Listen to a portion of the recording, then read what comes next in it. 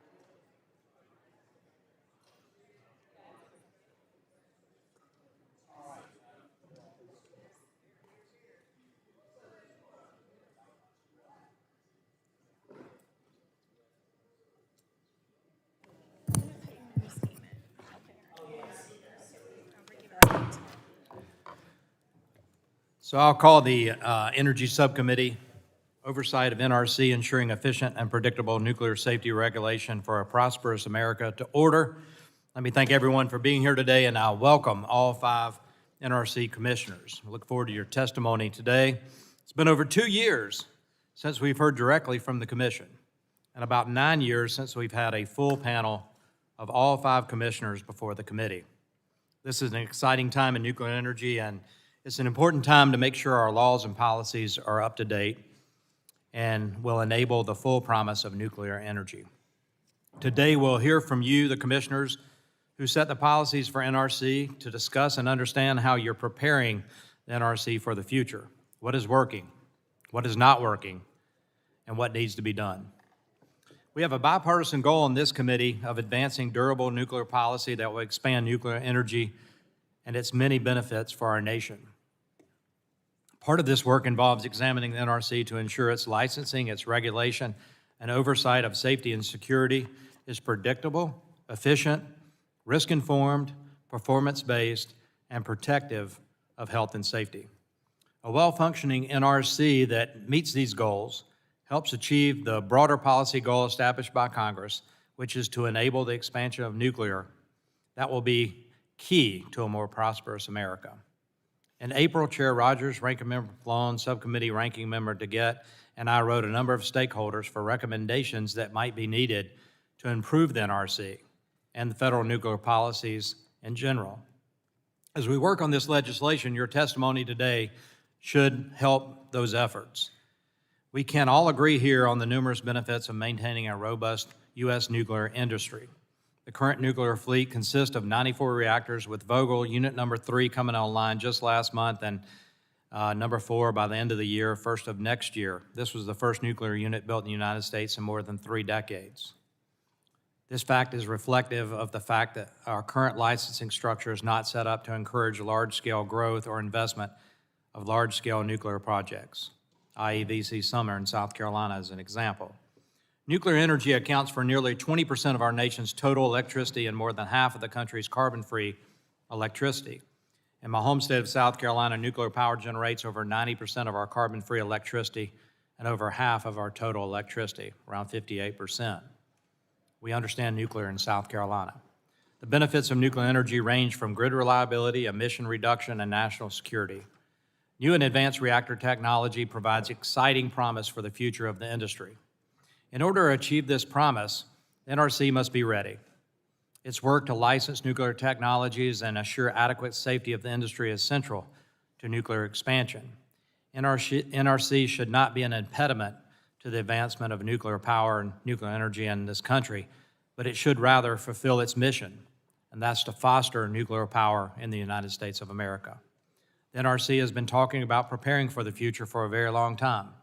More than 5 years ago, the NRC's then Executive Director of Operations initiated a transformation effort. Building on other recent reforms, that effort led to continued work on transformation, all to meet the needs of existing and future fleets. Shortly after that, the end of 2018, Congress passed the Nuclear Energy Innovation and Modernization Act, or NEMA, which pressed the NRC to develop new regulatory framework to license advanced reactors. I'm hopeful we'll get a sense today how these agency and congressional efforts have been working. From what we learned in our April meeting with industry experts, it might not be going so well. The NRC has been slow to update its environmental reviews and site and construction permits. It has sent uncertain signals about the policy direction of the Commission, leading to uncertainty in the marketplace. And its implementation of new regulatory framework for advanced reactors has, to date, been a profound disappointment. I'm hopeful we can hear some positive news today. Chair Hanson and other commissioners speak positively about preparing the NRC for the future. We want to hear about that. But I'd like to start seeing some concrete evidence that that progress is being made. Modernizing the agency does not mean moving away from your core principles of safety. It means ensuring regulations are updated to reflect the advances and capabilities of the nuclear industry today. The United States has the technological and engineering talent and capabilities to be the global leader in nuclear, and we've got to return to that. We need a regulator that reflects this to propel us into the nuclear future. I'm excited about the future of nuclear energy. This committee's excited about the future of nuclear energy on both sides of the aisle. We have a window of opportunity here to advance nuclear power in this country. It starts today with this hearing with the regulators themselves, and we'll create policy to help advance nuclear technology and nuclear energy production in this country. So I want to thank you all for being here, and I now will recognize the ranking member of the subcommittee to get for 5 minutes. Thank you so much, Mr. Chairman, and thanks to all of the NRC commissioners for being here today. You're right, it's nice to see 5 today. As the agency responsible for overseeing our nation's nuclear fleet and radioactive materials, the work that the NRC does is vital, not only to our nation's overall energy security, but to the health and safety of the American public. Experts agree that nuclear energy has the potential to play a significant role in our efforts to drive down our nation's greenhouse gas emissions as we take on the climate crisis. But in my opinion, shared by most people here, I think we can only do that if we continue to prioritize public health and safety. Currently, nuclear energy is responsible for producing 20% of all the electricity generated in this country, and nearly half of all of the carbon-free electricity the U.S. generates each year. As we work to reduce our emissions from the U.S. energy sector, nuclear energy is often seen as a key technology that can continue to be used to provide the American people with the power they need to make the clean energy transition. So it goes without saying that the NRC would be at the forefront of that effort. While there are several potential benefits of increasing our use of nuclear technology here in the U.S., we simply can't do so unless we address a number of issues first. In April, as the chairman said, this committee sent a series of letters to some of the nation's largest nuclear stakeholders to solicit their feedback on NRC's licensing process. The overwhelming response we received from these companies was that the licensing process is overly burdensome and needs to be reformed. So, if we're going to make nuclear energy a key part of our clean energy transition, we have to streamline the process. But, and this is a big but, we have to do so in a way that will continue to ensure the highest level of public health and safety. Streamlining the process without increasing safety is not an option. Now, the NRC has a long record of making safety a priority, and we have to keep it that way. We need to develop a long-term, comprehensive, and community-driven strategy for dealing with spent nuclear fuel. For far too long, we as a nation have simply ignored this problem, and if we're going to expand this resource, we cannot do it anymore. Expanding nuclear energy without a long-term strategy to deal with the spent fuel, the fuel rods that will come as a result, will only leave more communities vulnerable to an unwanted buildup of nuclear waste in their area. So while I believe deeply that these are issues that must be resolved before we begin to expand the use of this technology in the U.S., I also think that solutions are possible. Through meaningful engagement and dialogue, we can address each of these issues and start moving forward in looking at the use of this critical technology. But if we don't, if we fail to address the issue of spent fuel, or if we fail to take the steps needed to ensure that the highest standards of protecting the public's health and safety remain in place, then I frankly don't see a way that nuclear energy will become a significant part of our clean energy future. So let me just close by saying, I believe there's a real opportunity to drive down our emissions and accelerate our clean energy transition through increased nuclear power, but only if it's done the right way, and only if it's done collaboratively. So I'm looking forward to hearing the testimony and the discussion today, and I yield back, Mr. Chairman. Generally yields back. It's now my distinct pleasure to recognize the chair of the full Committee on Energy and Commerce, Ms. McMorris Rodgers, for 5 minutes for our opening statement. American leadership in nuclear energy and energy technology is critical to our economic security and our national security. It's how we win the future with reliable, affordable, and clean energy to power our way of life, keep the lights on, build stronger communities, and keep our economies going. American leadership has been essential to civilian nuclear energy around the world. We can trace this vision back to the Atomic Energy Act of 1954, when Congress established and said, in quote, I quote, to make the maximum contribution to the general welfare, the development, use, and control of atomic energy shall be directed as to promote world peace, improve general welfare, increase the standard of living, and strengthen competition and private enterprise. End of quote. With that policy, the United States led the world for over 40 years developing civilian nuclear technologies. We set the standard for safety and security that continues to this day. You can find American know-how in more than 80% of the nuclear reactors deployed around the world. These reactors trace to innovations by American companies that were spread by Congress's vision for what nuclear can provide. That is the vision of nuclear leadership we are working to restore during this Congress. The world today presents serious challenges to American nuclear leadership. China and Russia seek to dominate emerging nuclear markets to control supply chains for technology and fuels. Here at home, nuclear generating capacity has been nearly flat for 3 decades. We can reverse this trend, but there's work to do. For example, Congress enacted incentives for a resurgent nuclear industry in 2005. And in 2009, the NRC had received 8 applications for 28 new state-of-the-art reactors. To its credit, NRC issued licenses for the construction and operation of 14 new reactors over the following 9 years. Yet, for a variety of reasons, only 2 of those projects have been constructed, a plant of Vogtle in Georgia. The remaining licenses were terminated or an indefinite hold by the applicants. And so today, NRC operates as an agency that is overseeing the completion of 2 reactors from start to finish over the last 40 years. To restore American nuclear leadership, we need an NRC that performs its mission with the urgency reflected in the Atomic Energy Act. NRC must focus on providing reasonable assurance of adequate protection of public health and safety. That is its core mission.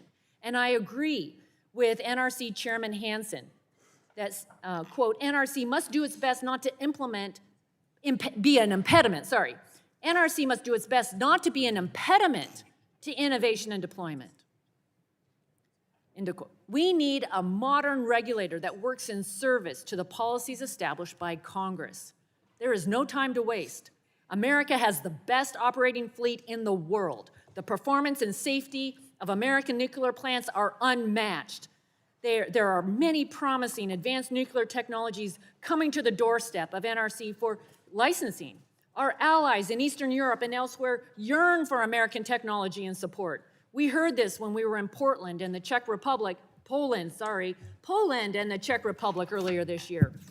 Our allies seek American leadership on safety and performance. We need an NRC that encourages innovation. Key questions for this hearing concern how the Commission plans to modernize and meet the urgency of the moment. Will it update its regulations to account for the best available data and operational experience? Where's the urgency? Enabling innovations that will improve efficiency of operations, oversight, and safety. Where's the urgency to implement the reforms directed by Congress to establish predictable, clear regulations appropriate to the risk of the technologies it licenses? And is NRC a results-driven agency? I'm looking forward to this hearing, looking forward to the discussion, the answer to these questions, and I yield back. Generally yields back, and the chair will now recognize the ranking member of the full committee, Mr. Pallone from New Jersey, for 5 minutes for opening statement. Thank you, Mr. Chairman. Nuclear power plays an important role in producing carbon-free power for the electric grid. In April, this subcommittee held a hearing examining the current and future nuclear energy landscape. I thought it was an informative and bipartisan hearing, and I look forward to building on that progress today as we conduct oversight of the Nuclear Regulatory Commission. Democrats have long been committed to decarbonizing the power sector to combat the worsening climate crisis. Over the past 2 years, congressional Democrats and President Biden took major action on climate by passing both the Bipartisan Infrastructure Law and the Inflation Reduction Act. And these laws included historic climate investments to help us lead the rest of the world in the transition to clean energy, while also creating millions of good-paying clean energy jobs and lowering energy costs for Americans. In 2022, the power sector accounted for about 31% of total U.S. carbon dioxide emissions.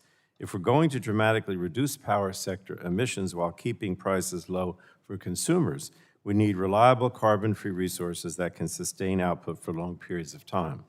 And nuclear power can meet this test, and that's why we look to bolster nuclear power in the two new laws, both the Bipartisan Infrastructure Law, we authorized in that the Civil Nuclear Credit Program, a $6 billion fund at the Department of Energy to support our existing reactor fleet.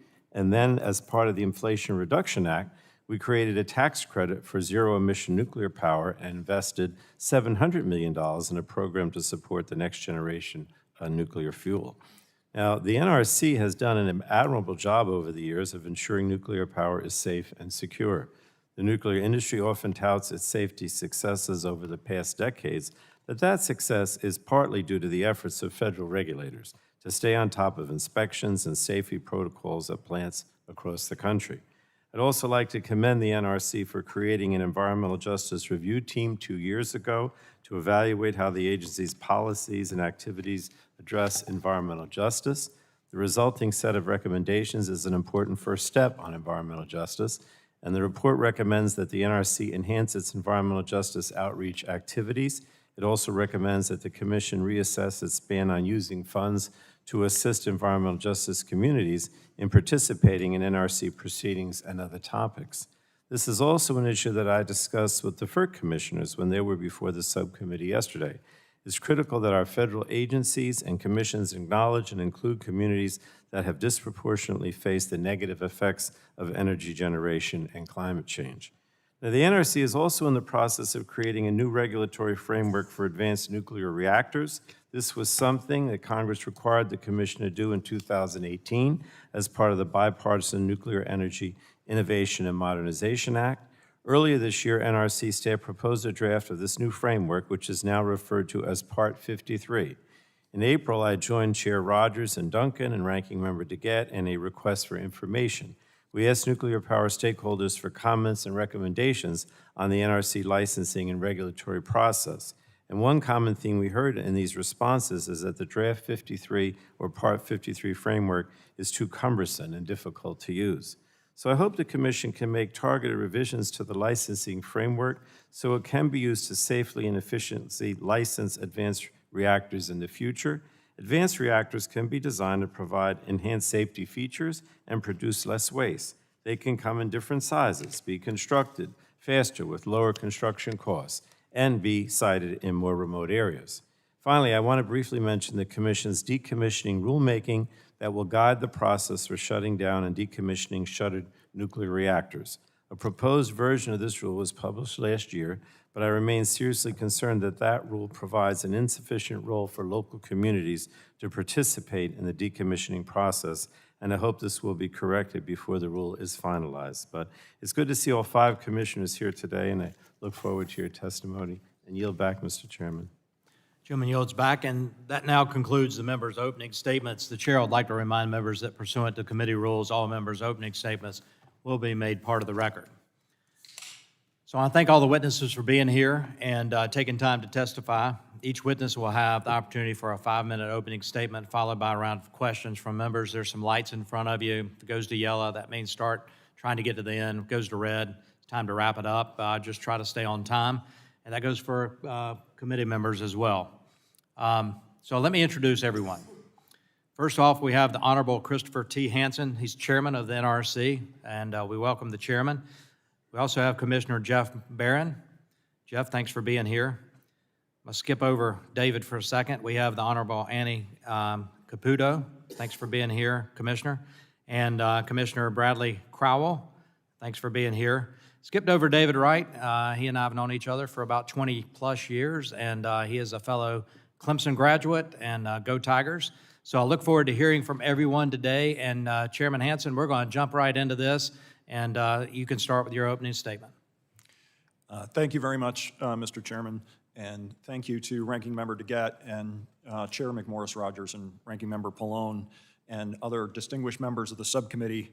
My colleagues and I appreciate the opportunity to discuss the U.S. Nuclear Regulatory Commission's fiscal year 2024 budget and to update you on some of the agency's licensing and oversight and rulemaking activities. The NRC is an independent federal agency established to regulate commercial nuclear power plants, research and test reactors, nuclear fuel cycle facilities, and radioactive materials used in medicine, academia, and industry. The agency also regulates the transportation, storage, and disposal of radioactive materials and waste, and the export and import of radioactive materials, nuclear reactors, and fuel cycle facilities, and finally, the export of nuclear facility components. The NRC's FY24 budget is right around $1 billion, which is a 6.7% increase, or $63 million over the NRC's enacted budget for FY23. This increase is primarily to support salaries and benefits in accordance with U.S. Office of Management and Budget guidance. The budget also this year proposes to use $27 million in carryover to offset the nuclear reactor safety budget. The NRC expects to recover $832 million of the FY24 budget from fees assessed on NRC licensees. This will result in a net appropriation of $156 million. The NRC has realized several important accomplishments over the past year. To highlight a few, the NRC authorized the operation of Vogtle Unit 3 in Georgia, as Chairman Duncan noted. Southern Nuclear Company projects Vogtle Unit 4 will be operational by late 2023 or early 2024. Further, the NRC completed NuScale's design certification for its small modular reactor, and we also renewed the license of Westinghouse's fuel fabrication facility in Columbia, South Carolina for another 40 years. Our progress in the advanced reactor space is accelerating as the agency looks to the future while addressing present needs. Indeed, we're currently interacting with 15 companies. We have already dispositioned 51 technical reports and white papers, while we currently have 33 under review. Vendors, utilities, and project sponsors tell us to expect as many as 20 applications in the 2025 to 2027 timeframe. The staff reports, I have it here in my notes, that the staff reports that it's ahead of its 21-month review schedule for the Kairos Hermes test reactor. In fact, Mr. Chairman and Madam Ranking Member, I'm pleased to announce that we're going to issue the safety evaluation report for the Kairos Hermes test reactor later today, 3 months ahead of schedule and on budget for that construction permit. We are also making progress on our 18-month review schedule for the Abilene Christian construction permit for their advanced test reactor at the university there in Texas. And we have the TRISO X application for their fuel fabrication facility in Tennessee to manufacture high-assay, low-enriched uranium fuel in Tennessee there for that facility.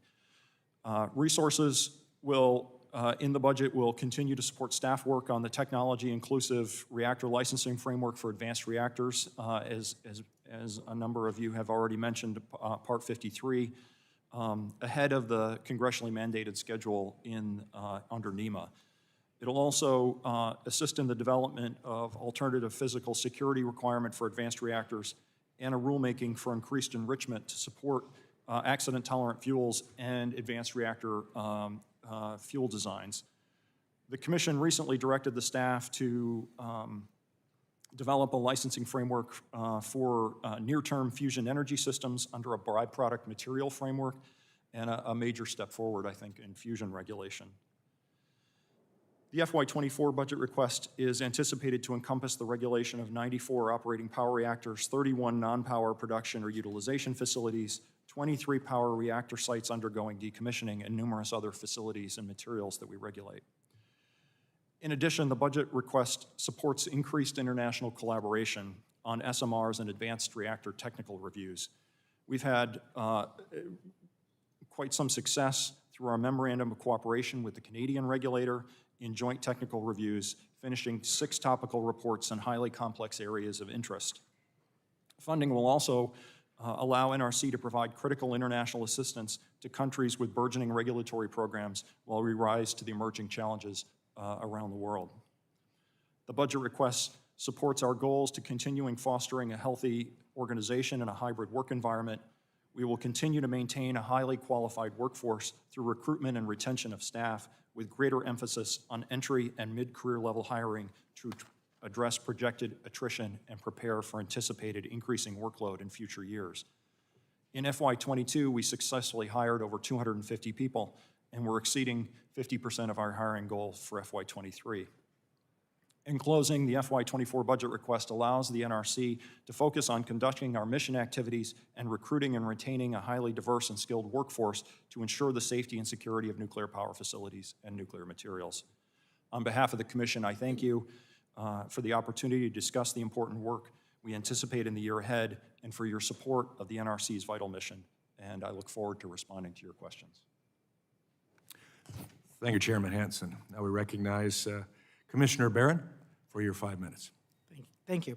Chairman, Ranking Member DeGette, and members of the subcommittee, thank you for the opportunity to testify today. It's always great to be back with my colleagues to discuss NRC's important work. I've been reflecting on the changes in the nuclear energy landscape since I left the Energy and Commerce staff and joined the Commission in 2014. A lot has changed. We've seen major shifts in NRC's workload, budget, staff size, hiring, and overall outlook for the future. When I arrived on the Commission, these factors were all on a downward slope. Our workload was shrinking, our staff and budget were shrinking, we had the Project AIM effort to reduce costs, narrowly avoided layoffs, and essentially had a hiring freeze. Nuclear power plants were shutting down. Back then, there was little talk of new construction beyond Vogtle. There was some interest in small modular reactors, but almost no real discussion of advanced non-light water reactors. Today, we're in a very different situation. Policymakers and the public are increasingly focused on climate change and on energy security. The urgency and scale of the challenge have led to a growing consensus that meeting ambitious climate and energy security goals will involve nuclear power, including new reactors.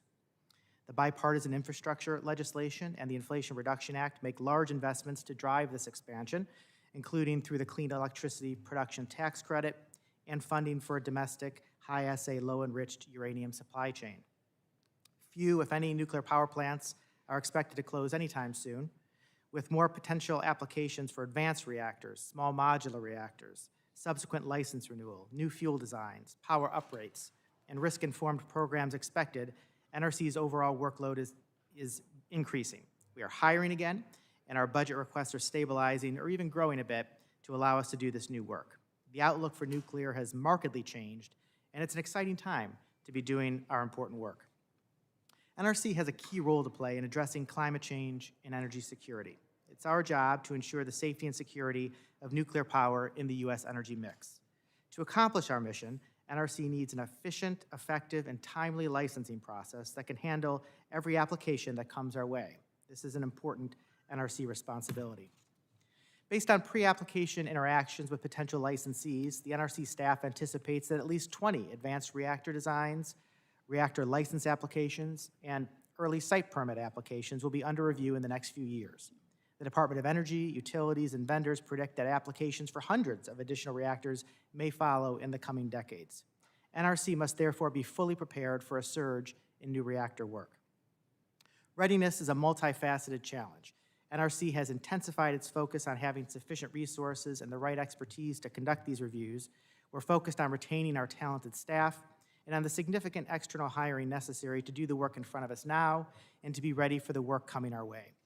The agency is also working hard to establish a risk-informed, performance-based, and technology-neutral regulatory framework for new reactors. At the same time, the staff is taking steps to make individual licensing reviews more efficient and predictable.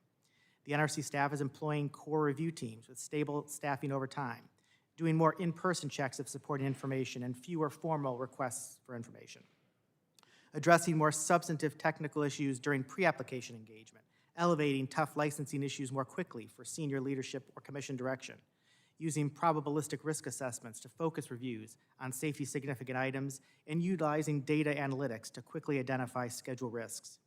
In addition, the staff has developed a draft generic environmental impact statement for advanced reactors.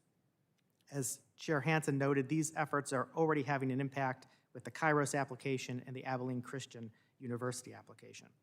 To sustain and build on this early progress, I believe that the Commission must provide leadership and accountability by communicating our expectations for new reactor licensing reviews. Since NRC was established, Commission policy statements have been used to share our expectations for the staff or regulated community on high-priority issues facing the agency. I think it makes sense for the Commission to issue a policy statement on the effectiveness, efficiency, and timeliness of new reactor licensing reviews.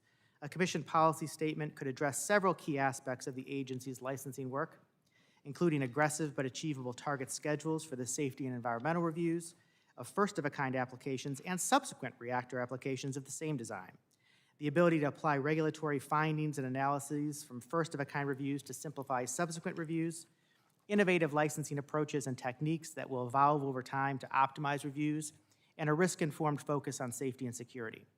I think we all recognize that this is a critical moment for the nuclear sector. I want to see NRC meet the moment. Thank you, and I look forward to your questions. Thank you, Commissioner Barron. I'll now recognize Commissioner Wright for 5 minutes for opening statement. Thank you, Chairman Duncan, Ranking Member DeGette, and honorable members of the committee. And thank you for the opportunity to appear before you today. And Chairman, thank you for your personal comments. As you know, we've been friends for a very long time. And if you remember, you were the very first person I called when I was diagnosed with stage 3 colon cancer back in '08. So you're very important to me in my life, so thank you. David, if you could pull the mic a little closer. I'm sorry. All right. Thank you. So I'd like to start by thanking my colleagues on the commission and their staffs for being willing to work together on important issues before us, such as small modular reactors, advanced fuels, cleanup of legacy uranium mines, and spent fuel storage, just to name a few. I'm also grateful for the NRC staff, who are truly some of the smartest and most talented people I've been around. And as I've said before, they do an outstanding job of monitoring the day-to-day safety of our nuclear facilities, and I want to take the moment to acknowledge them. As you've heard, this is an exciting time for the Commission. The policy decisions that we have in front of us will play a pivotal role in shaping the energy future of this country, as well as beyond our borders, and I'm honored to be a part of that process. As I mentioned to you all the last time I was here, we know what success at the NRC looks like. Success means that we enable the safe use of nuclear technology and don't disable it. It means that we continue to accomplish our mission of reasonable assurance of adequate protection of public health and safety, and to promote the common defense and security and to protect the environment.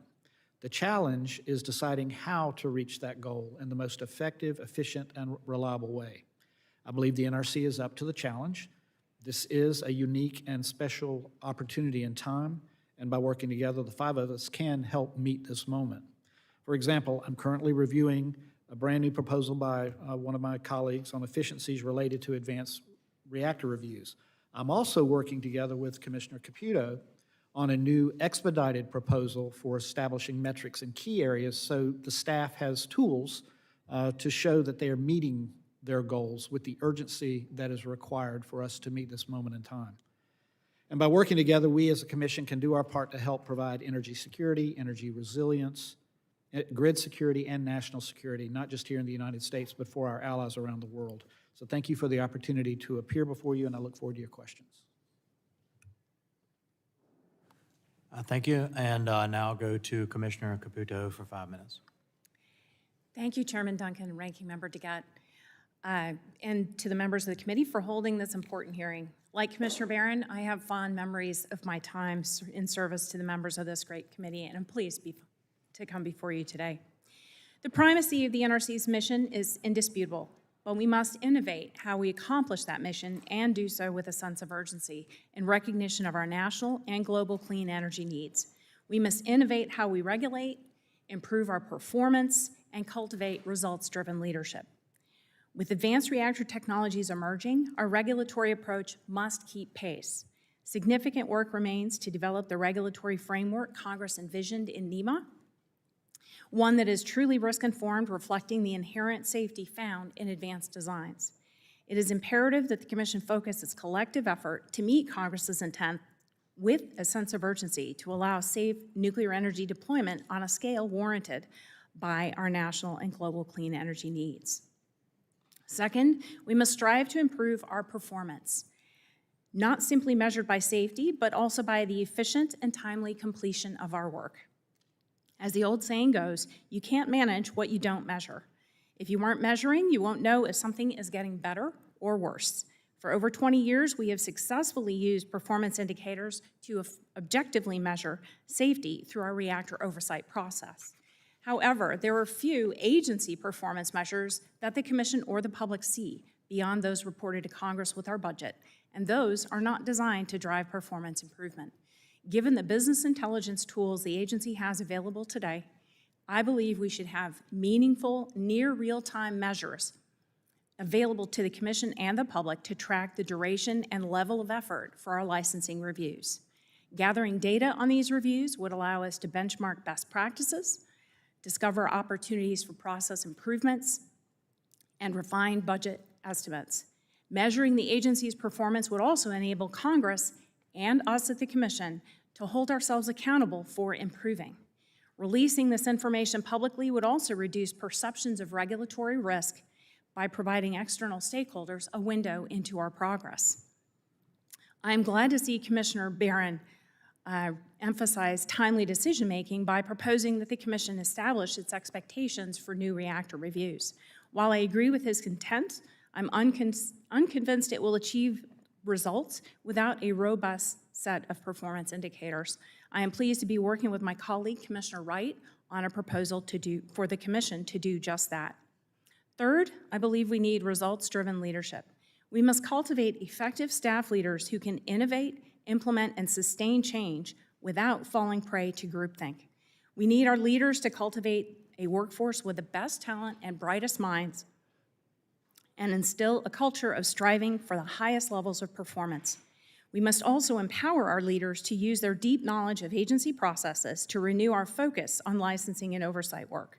Staff leadership should engage the agency in a back-to-basics effort to risk-inform and streamline internal operations, thereby reducing unnecessary busy work and stress on the staff. In 2008 and 2009, the NRC was rated the best place to work at a time when the agency was executing a heavy new reactors workload with challenging schedules and a sense of urgency. I am confident our staff will strive to meet or exceed the goals we set for them. Demonstrating that we can achieve timely reviews and celebrating those successes is vital to improving morale. In conclusion, as the nation's safety and security regulator, we are the gatekeepers to the deployment of advanced reactors. The posture with which we approach our mission will have a distinct impact on whether nuclear energy will make a growing contribution to our energy needs. Congress has made its expectation clear, and the drumbeat from external stakeholders is unmistakable. Our regulatory structure should be clear and straightforward to navigate, and our decision-making should be timely, transparent, and predictable. It is incumbent upon us as an agency to innovate, improve our performance, and cultivate the results-driven leadership capable of bringing it all together to meet these expectations. Going forward, I hope the committee will continue its oversight and monitor our performance and hold us accountable. Thank you for the opportunity to provide my comments, and I look forward to your questions. Thank you. Thank you, Commissioner Caputo, and welcome back. I'll now go and recognize Commissioner Crowell for 5 minutes. Thank you, Chair Duncan. Ranking Member DeGette and members of the committee, thank you for the opportunity to testify today. As the NRC's newest commissioner, I've had the pleasure of building positive working relationships with my fellow commissioners, and it has been readily apparent that a genuine spirit of collegiality among the commission forms the foundation for successfully overseeing the execution of the NRC's mission with maximum effectiveness and efficiency. Indeed, the benefits of collegiality are most fully realized when operating with the full complement of commissioners.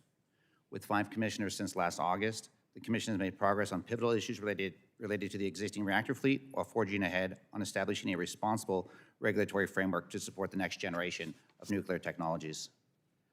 Chair Hanson highlighted many of these topics in his testimony, as well as other notable recent accomplishments by the NRC, while also emphasizing the robust work schedule ahead for fiscal year 24 and beyond. The NRC plays a central role in the future viability of nuclear energy, both in the U.S. and abroad. As our nation's regulator for the safe and secure operation of civilian nuclear technologies, the NRC is committed to fully meeting this responsibility such that the public can have confidence that all NRC licensees operate in a manner that minimizes risk and maximizes safety. The foundational mission of the NRC must always be the uncompromising commitment to public health, safety, and the environment, and to promote the common defense and security.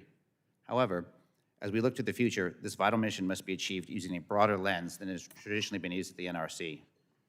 While the function of an independent, commission-led agency such as the NRC is intentionally distinct from traditional federal executive branch agencies, Congress did not intend for independent agencies to operate in a vacuum or be immune from the inherent collective responsibility of all U.S. government agencies to advance the common good. Based on this bedrock principle, I believe the NRC must renew its commitment to safety and security by embracing the shared responsibility of our nation's collective effort to address climate change and energy security within the context of executing the agency's statutorily defined mission. Nuclear energy provides over half of America's carbon-free electricity and avoids more than 470 million metric tons of carbon dioxide emissions that would otherwise come from fossil fuels. This is just in the United States.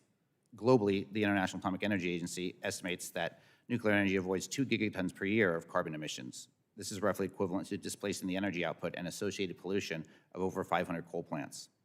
To achieve an equivalent reduction in emissions without nuclear energy would require siting, building, and operating over half a million new wind turbines. Similarly, recent geopolitical events have brought back into clear focus that energy security and national security go hand in hand. Meanwhile, maintaining the current operating fleet of nuclear reactors and deploying new and advanced reactors is one of the very few options to achieve meaningful, near-term reductions in carbon pollution while serving as an important baseload power supply. These benefits, combined with the anticipated significantly enhanced safety features of newer and advanced reactors, creates the opportunity for advanced nuclear energy to be truly game-changing technology in the U.S. and beyond. However, while the potential for nuclear energy to make a meaningful and enduring contribution to reducing carbon emissions and stabilizing our energy grid is real, time is of the essence. The NRC plays a critical role in our nation and indeed our world's collective effort to meet this moment. But to be successful, the NRC must embrace a contemporary sense of purpose that embodies the challenges and opportunities before us. Essential to this effort, the NRC must restore, build, and maintain public trust through proactive and meaningful interactions with the public, other governmental organizations, and the full spectrum of stakeholders. Likewise, we must not focus solely on the benefits of nuclear energy in the power sector. The NRC must also maintain a commitment to safely regulating the full fuel cycle by asserting commensurate focus on issues from mining to waste in its regulatory decisions, oversight, and research activities. Proactive engagement on used fuel management, decommissioning, and waste disposal is critical to enhancing public confidence, and failing to do so will have the opposite effect. I'm excited by the challenges of what we can and must accomplish by the end of this decade, but we must get to work now to maintain this level of commitment and maintain this level of commitment in subsequent years to succeed. With adequate resources for the agency and under clear, consistent leadership by the Commission, I believe we can achieve our goals, and I'm confident that the NRC staff is up to the challenge. The FY24 budget request is an important next step to ensure the NRC has the resources necessary to meet this pivotal moment, and I look forward to discussing that with you today and your questions. Thank you. Thank you for that, and time is of the essence, exactly.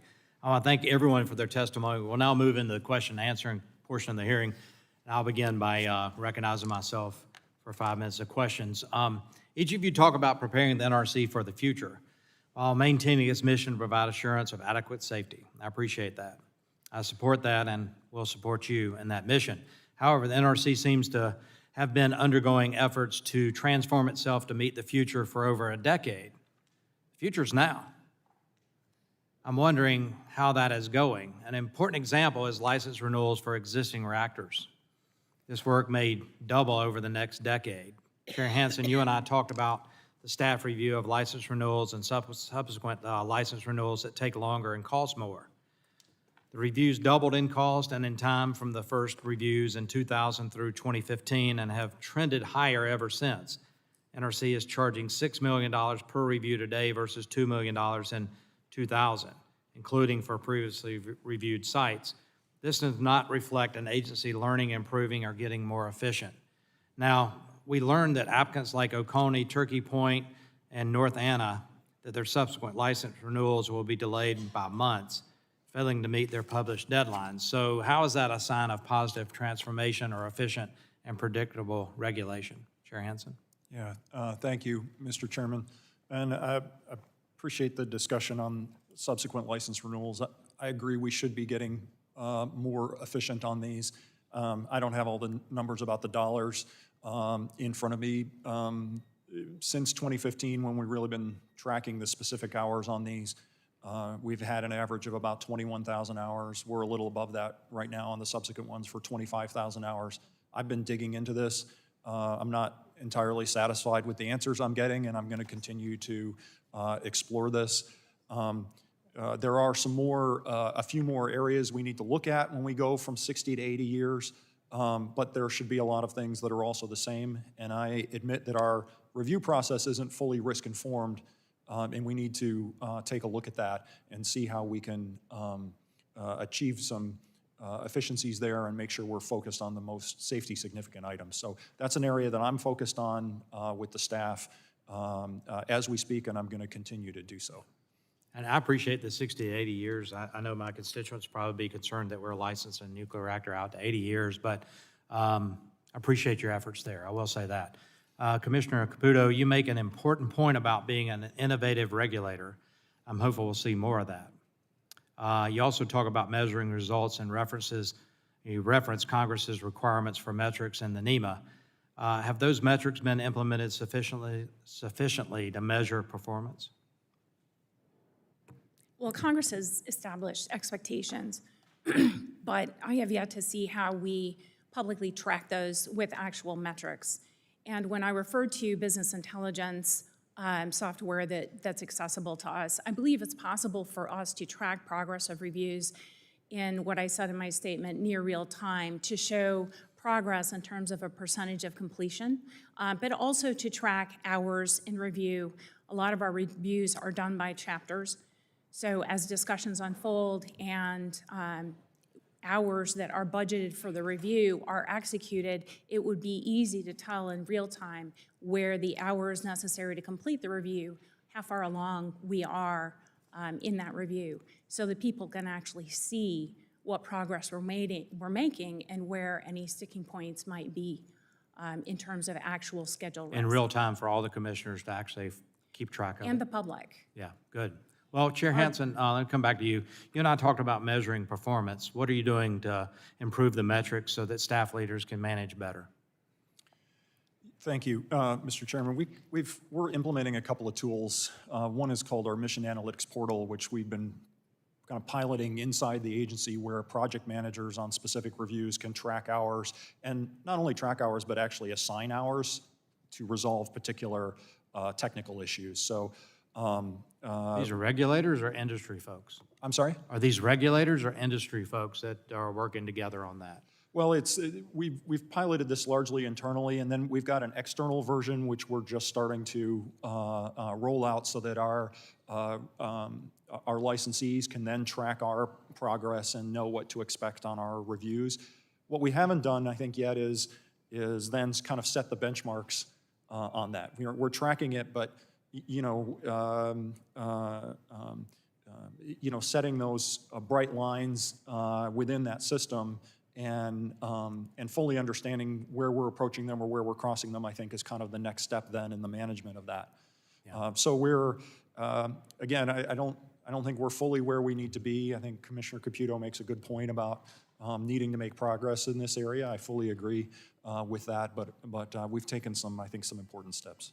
Thank you for that. My time's expiring. I will say this, that there's a lot of industry folks in the room, and we engage, all of us engage with industry folks, and they need to know certainty, timelines, and they have investors they've got to inform. I like the open portal for the public, so what I'm hearing, I appreciate.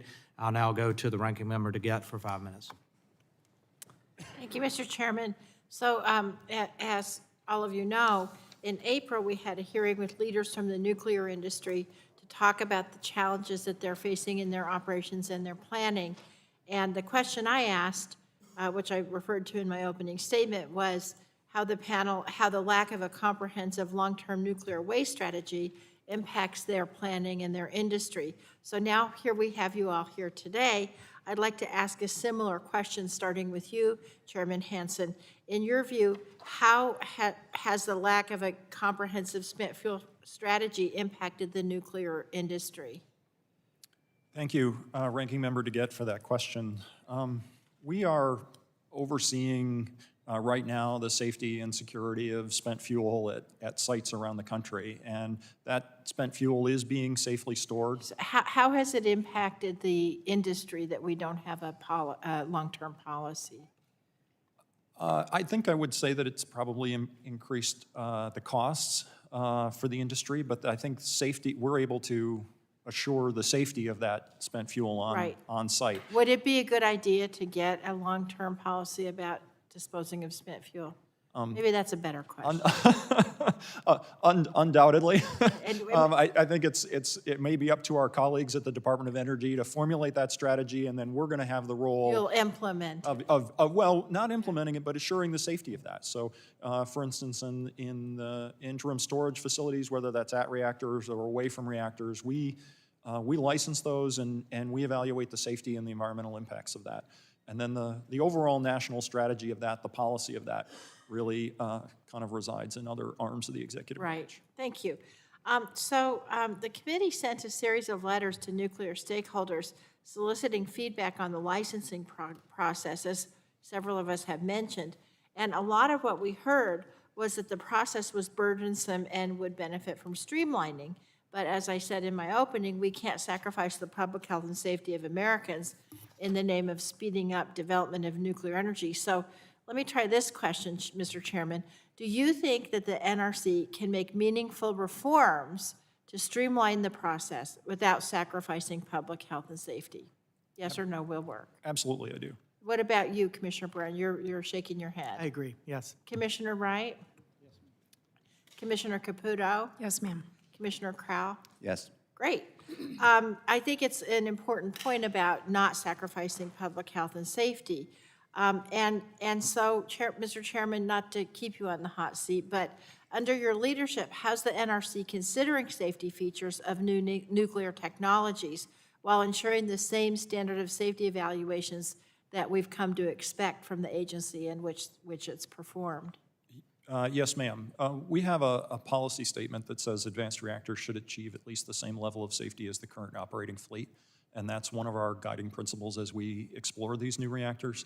We've dived into some of the unique aspects of these reactors. I mentioned the 51 technical reports. A lot of those have been about the new technology that's being deployed, et cetera, so that we can get a head start on some of that and evaluate some of that early.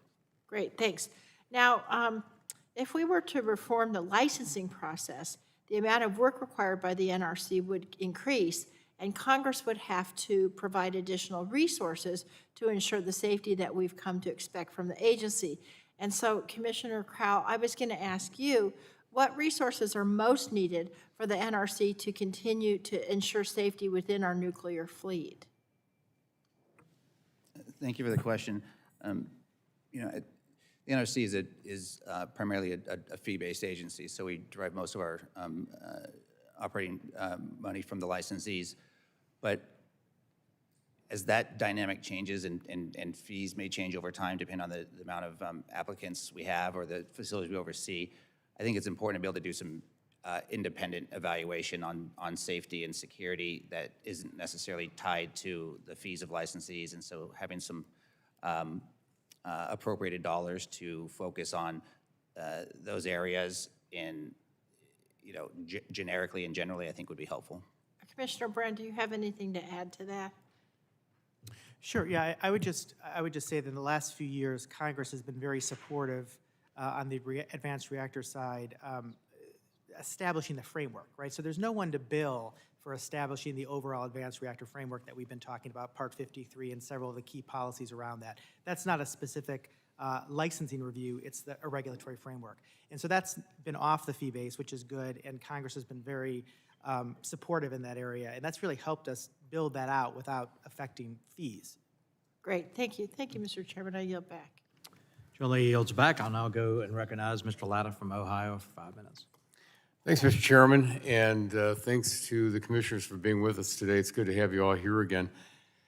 I'm going to kind of revise some of the questions that I had earlier, but let me start with this. Mr. Chairman, how much uranium do we get from Russia for our reactors in this country? Yeah, I believe it's about 20 to 30% of our current needs are fulfilled by Russia. And the second question is, and how much of that's being enriched by the Russians? I guess I thought that number was enriched. But It was enriched uranium. and Yeah. receiving. Okay, let me ask this, if I just get a yes or no question, maybe from all the commissioners. Is it a good idea that we're getting this much uranium from the Russians, or should we be getting it from ourselves or from other sources? I think I can say as a matter of policy, no, it is not a good idea. I agree, it's not a good idea. No. Not at this point, given their recent actions in the last few years. I agree with the chair's response. Well, thank you, and I think it's important because a question that we were discussing when the Secretary of Energy was here not too long ago was this. And I was just following up with my friend from Colorado with her line of questions, especially when we're talking about with our spent nuclear rods and where they're being stored. France right now is about the only country in the world, if I'm not mistaken, is the only one that's really recycling their rods. Is that correct? Correct. And why isn't the United States not looking at trying to do the same thing? Because it's my understanding if you can go out and with a spent rod, you might be able to get another usage out of it if you recycle it, which would then reduce our dependence on uranium from foreign sources. And it would also have us take care of the situation as how we're restoring it, because it's been several years ago that several members of this committee have been out to Yucca Mountain, which I've got to say is the most expensive hole I've ever been in, at I think it was over $18 billion not being utilized, that we should be doing something in this country with our spent rods. But what's happening in this country that we're not doing it? Well, Congressman, I can tell you that our regulations are certainly adequate to ensure the safety of any kind of recycling or reprocessing operation that might come down the pipe. I think in the history, there hasn't been at least in the last 30 or so years, been any prohibition on recycling in the U.S. And so I think it's been a matter of policy on other parts of the government and the economics of that. Commissioner Caputo? Congressman, the point that you make regarding domestic supply is very accurate, and that's in fact what drove both France and the UK to develop reprocessing, because estimates in the 70s were that uranium was going to become extremely expensive. But it is a cost-intensive process, and so the economics of reprocessed uranium versus natural uranium is an extreme cost difference. I think the question May I interrupt that we will be on that looking question? at- Could you, when you say an extreme cost difference, can you tell me any kind of a percentage what we're looking at there? When I graduated from school and took my first post working with nuclear fuel buyers, the difference was between $9.50 a pound for uranium and roughly $400. Okay, and since that time, though, has the cost been able to be brought down from that level? Possibly, but I think one of the potentials for advancement here is with the advanced reactors that we are seeing. They can utilize reprocessed materials, I think, in different ways, just based on the reactor physics of how they operate. So I think there are opportunities perhaps for less cost-intensive separations technologies that could then fuel some of these advanced reactors. So I think there's room for progress in bundling those two technologies. Are those studies going on right now, or the analysis of being able to bring those costs down to make sure that we could be, because again, what happens if What happens if that 20% of the Russian uranium that we're receiving right now all of a sudden dries up? What does that do to the cost of everything else then that would The difference between the 70s and now is we have a much better understanding of uranium reserves, and they are really prolific. And should the cost really rise, we can actually recover it from seawater, although that, I think, still remains in excess of $200 a pound. So there are opportunities like that. The last time a serious cost estimate was done, I believe, was in 2006, and this was commissioned by Energy and Water Appropriations. But that was looking at a slightly modified version of historic technology. So there's probably room, I think, at this point to perhaps do another cost estimate looking at the advanced reactor technologies and the separations technologies that might facilitate those reactors. Well, thank you very much, and thanks to the commissioners for being here. Mr. Chairman, my time has expired, and I yield back. I thank the gentleman, and I'll now go to the ranking member of the full committee, Mr. Pallone, for 5 minutes. Thank you, Mr. Chairman. I want to start with a topic that is relevant to my state and many others with shut-down nuclear plants. NRC's decommissioning rulemaking. Unfortunately, the proposed rule before the commission fails to properly expand the role of states and local governments in this process, one that has generated impacts on these communities. So with regard to the decommissioning rulemaking, let me ask Chairman Hanson, in 2021, I asked you to commit to taking a serious look at this, and you agreed, stating, and I quote, "I understand the importance of this for local communities. Can you update me on where things stand as it relates to the role of states and local governments in this proposed rule?" Yeah, thank you, Congressman Pallone. We had an extensive public comment period on the draft rule that and had included a number of questions for the public and got a lot of feedback on that. The staff is currently revising the draft rule, and we expect to have a final rule in front of the commission, I believe in October or November later this year. Then we'll see what the changes have been and how they've incorporated the public's comments. Now, let me ask Commissioners Barron and Crowell, do you believe the proposed rule appropriately addresses the role of states and local governments in the decommissioning process? I'll start with Commissioner Barron. Well, at the stage of the proposed rule, I didn't think it did. I shared your concerns about that. I think we should go further in making sure that states and local governments have a voice in the decommissioning process. I mean, plant shutting down is a big deal for everyone, right? It's a big deal for the company, it's a big deal for the workers, the state, the locality. And right now, the role there's really very limited. And one thing that could be done, and there were a lot of comments we got on the proposed rule in this regard, was to have a decommissioning plan that's approved by NRC. I'd like to see that before it's approved by NRC, go to the state as well for their feedback and have that baked in before NRC even takes a look at it. But I think there is more than we can do, and I would like to see us do more in that rule to empower local communities more than they are now. Thank you. Commissioner Crowell?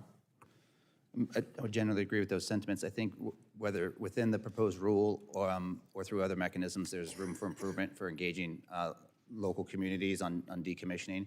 I think we could do a lot outside of the rule just through good stakeholder engagement to help communities feel like their interests are being protected in the decommissioning process.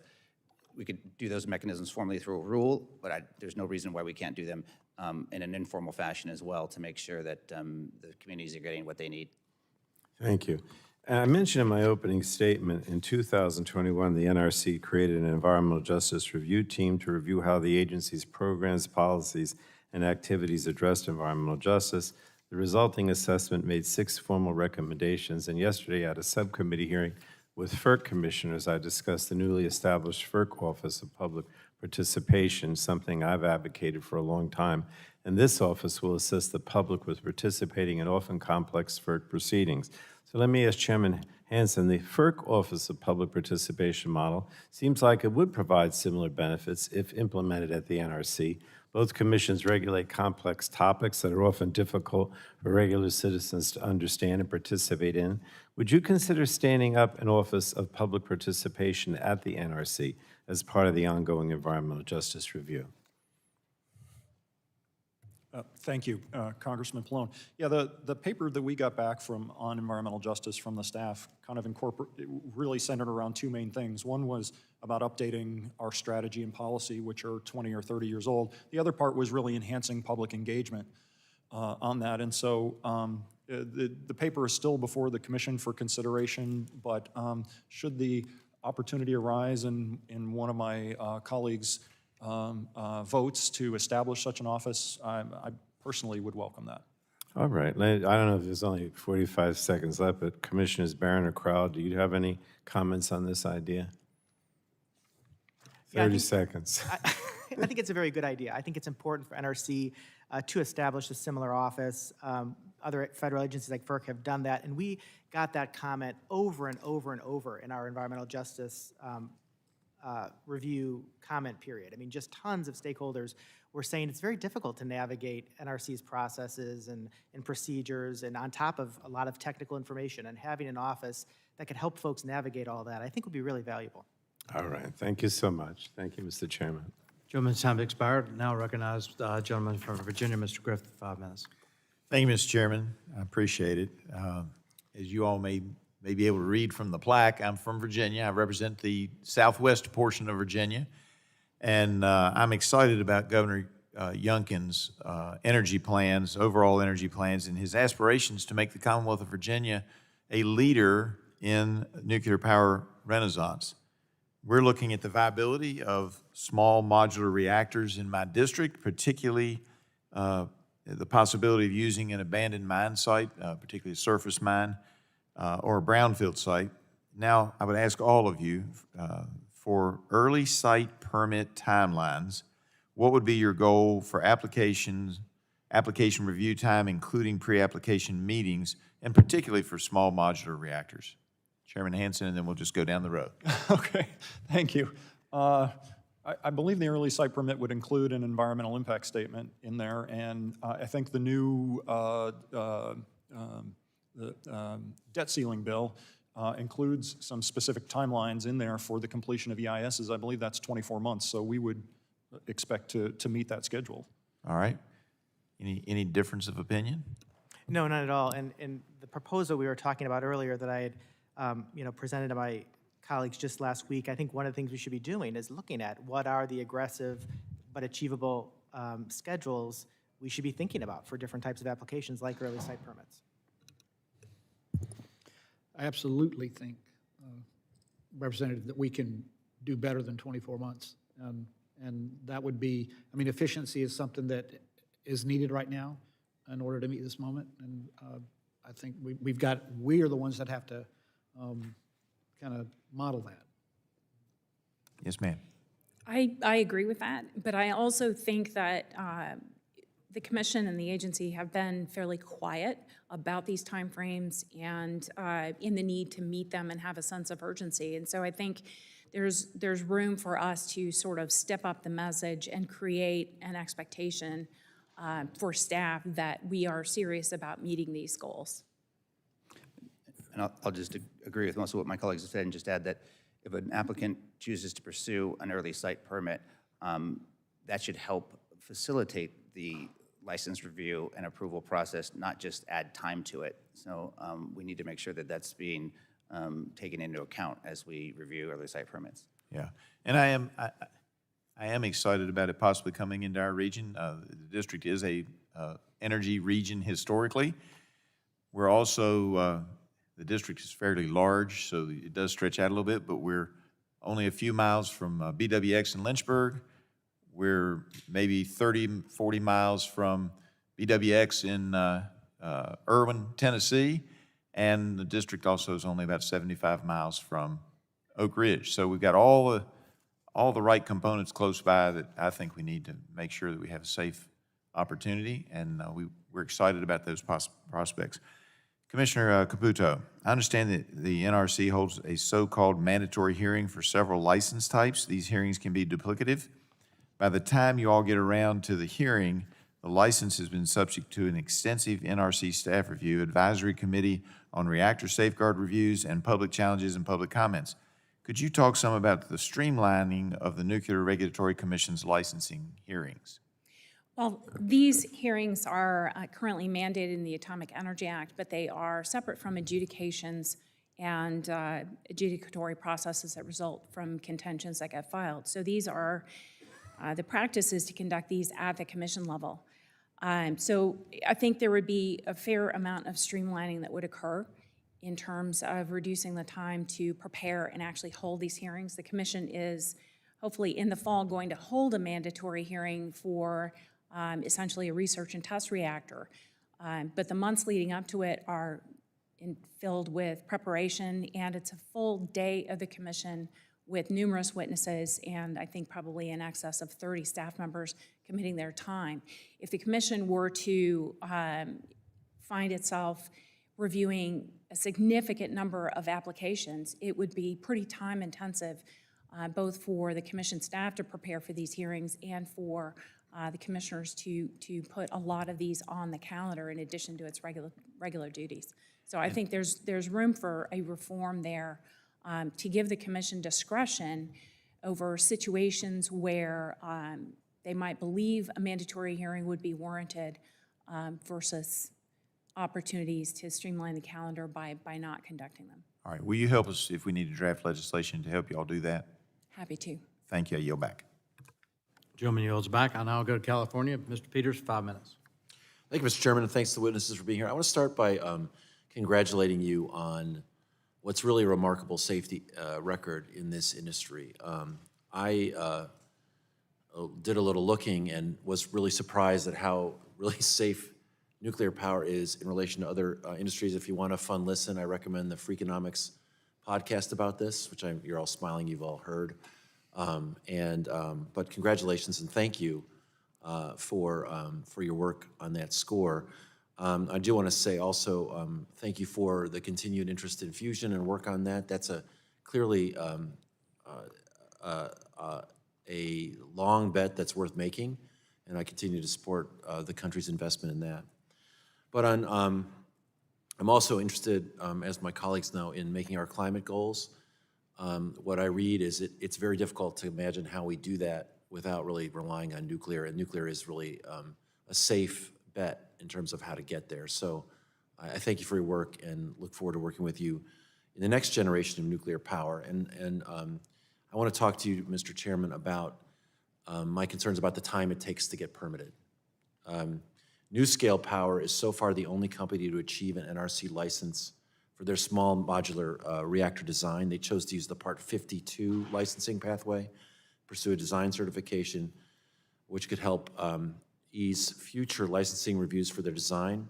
NuScale has publicly stated they have spent over $500 million on application activities, 2 million labor hours obtaining their design certification. And according to the generic milestone schedule, a combined license under Part 52 could take anywhere from 30 to 42 months to reach a final safety evaluation. And this is not entirely unknown. This is a schedule we really want to compress. So as you work to develop the new Part 53 pathway, one that will be specifically designed for advanced reactor licensing, can you explain how the NRC intends to create a framework that will lead to a more efficient and less costly licensing and permitting process, still guaranteeing safety? What's our goal here? What are we trying to get to? Yeah, thank you, Congressman. It's a great question. If I could, I'll make a couple of remarks about NuScale and then kind of what we learned and how I think we're applying that then to the Part 53 process. We learned a lot through that NuScale design. It took 41 months. I'm not sure how much money NuScale spent. They paid us about $67 million over that period of time to conduct that review. But the Part 52 process was also a process where they needed to have basically a complete design. And then that design is codified in regulation that anybody can use to deploy anywhere. And so the idea being that the additional review would just be site-specific type things, emergency planning, external hazards, that kind of thing. So you make an upfront investment then to achieve efficiencies on the back end. Right. For Part 53, what we're really trying to do is make it much more technology inclusive.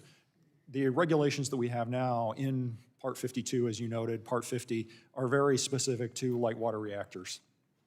And so the folks who are pursuing maybe advanced reactor applications under that have to go then and do a detailed analysis. We have to do a detailed analysis about which parts really apply.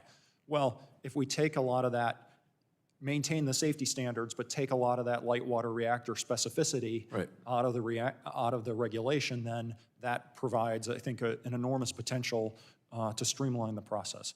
I can tell you that even under Part 52, our goal is to get down to 24 months for a design certification Thank you for that. approval. Appreciate that. Is it Caputo, Commissioner? Is that how you say it? I would just like to point out on reprocessing. So I've got north of me, I've got the San Onofre. I represent San Diego. North of me is the San Onofre shuttered facility now with a bunch of spent fuel sitting there, near population centers, near faults, near a military base. I'm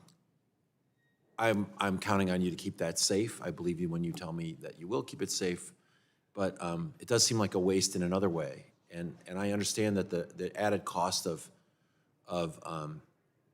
reprocessing that you explained, but when we're thinking about the costs that we're talking about spending in terms of a permanent disposal, I think we ought to factor those in as sort of opportunity costs when we think about reprocessing. So I just favor us looking aggressively at reusing that fuel in a way that generates power, and to the extent that that requires federal effort.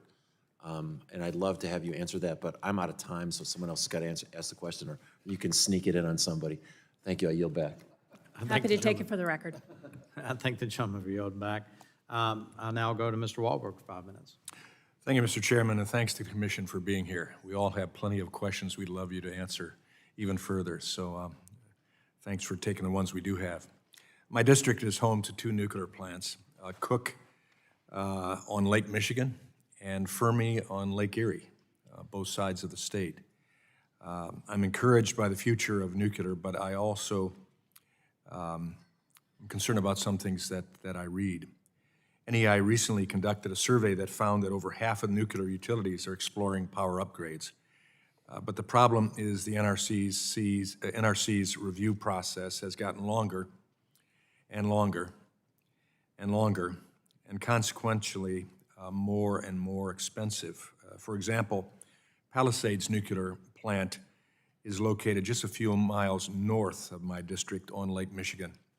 While it's currently being decommissioned, there are serious efforts to bring the plant back online, including through the Civil Nuclear Credit Program established by Congress.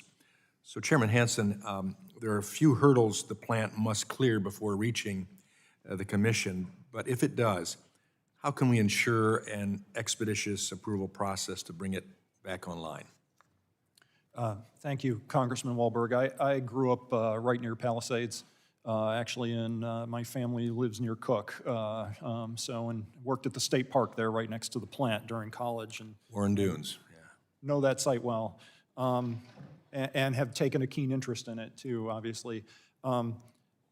We are in active discussions with Holtec, the current owner of that site, about how to they've gotten a series of exemptions when they shut down, basically how to undo those exemptions in a timely way, how they're going to physically bring the plant back into compliance, and how they're going to reestablish the programs. It's new ground for both Holtec and, I admit, for us, but I'm confident that the staff can approach this with the appropriate sense of urgency and creativity while maintaining safety too, if Holtec decides to proceed through that and their economics work for them and so on and so forth, that we can work with them productively to get that plant up and running. Well, that's encouraging to hear.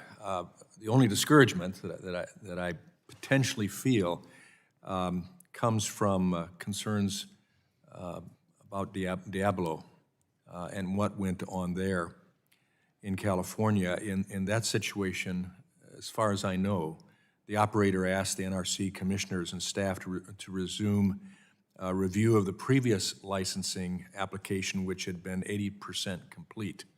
And I know that's a bit different than what Palisades would have, but I think the principles are still there. It's my understanding that staff, not the commission, rejected the request. This was a new and novel matter that would appear to fit the definition of a policy matter requiring commission input, not a staff matter. But the staff does not appear to have consulted the commission, and so when you say that you're confident the staff in working with Palisades, that gives me a little bit of concern. Choices like these could cost taxpayers tens of millions of dollars more than necessary. Could you encourage me a bit more, Mr. Chairman, and I offer to the commission as well to respond, on the commission's role in Palisades and other similar entities in the future? Thank you, Congressman. I was out at Diablo just a couple of weeks ago, and I engaged in this conversation with the licensee because we didn't grant the request, essentially, the staff didn't grant the request to just restart. My question for them was, how are interactions going with the staff? The idea here is that the licensee shouldn't have to start from zero, that a lot of the information in that previous application ought to be usable kind of going forward, and how are those interactions going? I wanted to hear directly from the licensee. And the feedback, at least I got from Pacific Gas and Electric, was that they were going well, that there weren't big areas that they were going to have to do, that they could rely on previous decisions that the NRC made in this new submittal, et cetera. So that's part of why I'm feeling reasonably encouraged. I'm not Pollyannish. I don't want the staff to, and we shouldn't regulate to, 8 decimal places when 1 or 0 will do for reasonable assurance of adequate protection. So. Well, the regulated, of course, in responding to you, doesn't want any more upheaval, right, and may temper what they say. But I guess I'm asking more about future, how involved, and I guess I could, Mr. Wright, give me your thoughts on that, so I feel more confident that the commission will make sense of what should go forward, regardless of the good staff. Right. What will you guys do? Right. So I'm quickly on 2 issues. One, you're talking about Diablo. I think we missed a huge opportunity right there to be transformative, innovative, doing something new and novel, because it could happen that way. It could have happened, right? And we would have probably given the licensee a little bit more time, I guess, and to get things done, but we've kind of put them up against it a little bit. So things have got to go right, going forward. And I know they're engaged, and I think that staff's on top of that, and I am following that, not just with staff, but also with the licensee. And with Palisades, I think that approach has been different from the start. Holtec is, I've talked with them, I've talked with staff as well. The engagement process there was very early, and it's been going on. They've been very transparent with each other, and everybody now, I get the sense that everybody knows what's required, who's got to do what, and by what time they got to get it done. So I feel better about that. Well, my time has expired, but I think warp speed ideas need to take place. We know what we're doing. We continue upgrades, but let's get her done. I yield back. Gentleman yields back, and I'll go to Ms. Matsui for 5 minutes. Thank you very much, Mr. Chairman. I want to welcome all the commissioners here today. It's great to see you all. While many of my colleagues are focused on the future of nuclear power, my district, encompassing the Sacramento region, continues to grapple with the past. The Rancho Seco nuclear power plant in my district closed over 30 years ago, but the site is still acting as a temporary storage site for spent nuclear fuel. More than 88,000 tons of spent nuclear fuel are currently stranded at current and former reactor sites around the country. This material is a burden on local utilities like the Sacramento Municipal Utility District, and it prevents long-closed nuclear plants from being redeveloped and used for other purposes. I support nuclear energy as an important source of zero-carbon energy, but we must address the waste question. I believe the first step is to build the consolidated interim storage site. According to a 2021 GAO report on spent nuclear fuel, nearly all of the experts interviewed cited the advantages of consolidated interim storage, including cost savings. Now, advanced nuclear reactor designs and small modular reactors have many potential advantages over the current nuclear fleet. However, new nuclear plants will continue to produce hazardous waste. Chair Hanson, can you briefly explain how spent fuel and other radioactive waste produced by these new reactors will differ from the current generation of reactors? Thank you, Congresswoman Matsui. It's really going to depend on the technology. So in some cases, we are talking about smaller light water reactors, in which case the fuel is going to be very similar to what we've seen so far.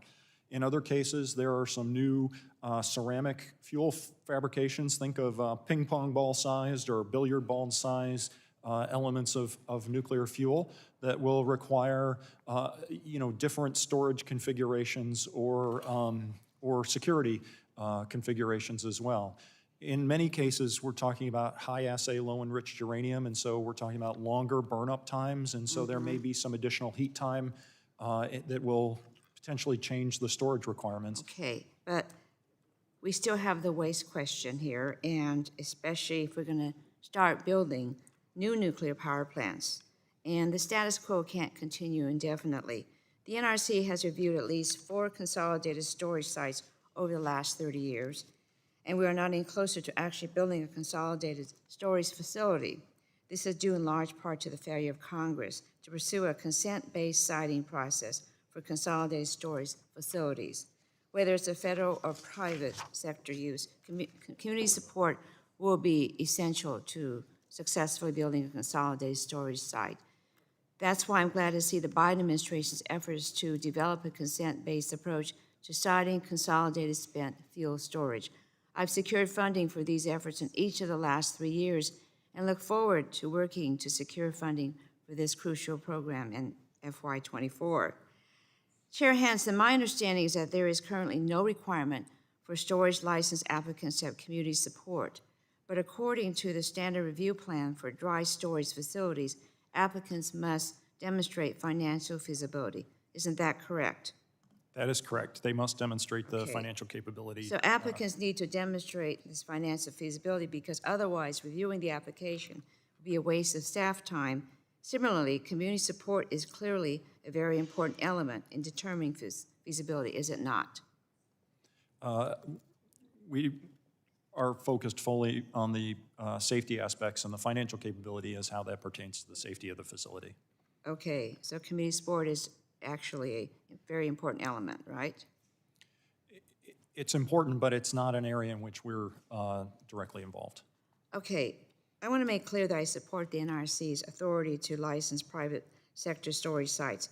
These sites are safe and cost-effective, but regardless of whether it's federal or private sector sites, we must pursue a consent-based siting process for spent fuel storage, and I believe it's time for Congress to authorize a consent-based siting process. Now, the NRC is also responsible for regulating the transport of nuclear fuels, nuclear materials, and waste. One of the concerns that is commonly raised regarding the development of a consolidated storage site is that the transport of radioactive material poses new safety risks. Chair Hanson, to what degree is spent nuclear fuel already transported around the country? Yeah, so spent nuclear fuel is already transported around the country by the Department of Energy, by the Navy, et cetera, has been safely for decades. We recently undertook a readiness review for the transport of commercial spent fuel, and we believe our regulations and policies and procedures are adequate to ensure the safety of those operations. You're confident that we can safely transport spent fuel and other radioactive waste? Yes, ma'am. From reactor sites to this consolidated storage facility? Yes, ma'am. Okay. Mr. Chairman, I yield back. Thank you. Gentlelady yields back. I'll now go to the chair of the Environmental Subcommittee, Mr. Johnson, for 5 minutes. Thank you, Mr. Chairman, and thanks to you folks, the NRC commissioners, for being with us today. This is an important hearing, and this is going to inform us. And I know I and others on this committee want to legislate in this space. So I'm looking forward to getting some of your thoughts today as we go through this hearing. I'm planning on reintroducing my Strengthening American Nuclear Competitiveness Act in the coming weeks, and the legislation will require the Nuclear Regulatory Commission, you folks, to present several reports to Congress. So first, I want to go to Commissioner Caputo. You mentioned in your testimony that you want the NRC to innovate how it accomplishes its mission. My legislation would ask the NRC to issue a report on innovative non-electric uses of advanced nuclear technology or small modular reactors and perhaps in energy-intensive manufacturing and other applications.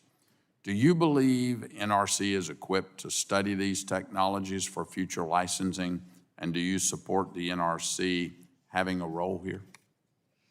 I believe it's very appropriate for us to study the nature of how process heat, as it's generated in the plant, would ultimately be used within the bounds of how it impacts safety. But are you equipped? Are you equipped to do that studying? Do you think? For the safety review, yes, indeed. Okay.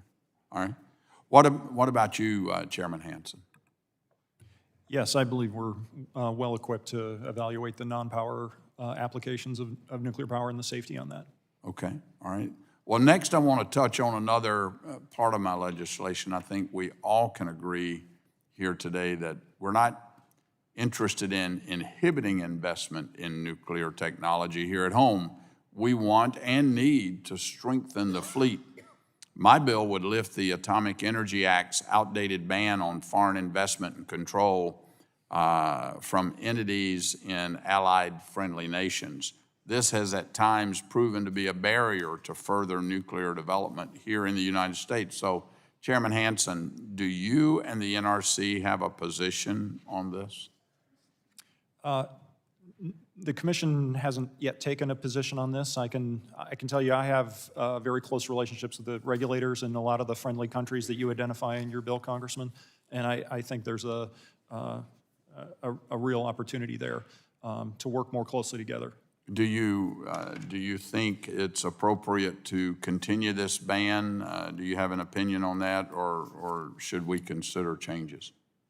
The Commission hasn't really taken a position on this, as you know, but I can tell you certainly that since the invasion of Ukraine, I have my interactions with my friendly, like-minded countries on all aspects of the nuclear fuel cycle have increased significantly about how we can cooperatively work together, reduce international regulatory barriers, et cetera, to integration of the global nuclear supply chain along the lines that you propose.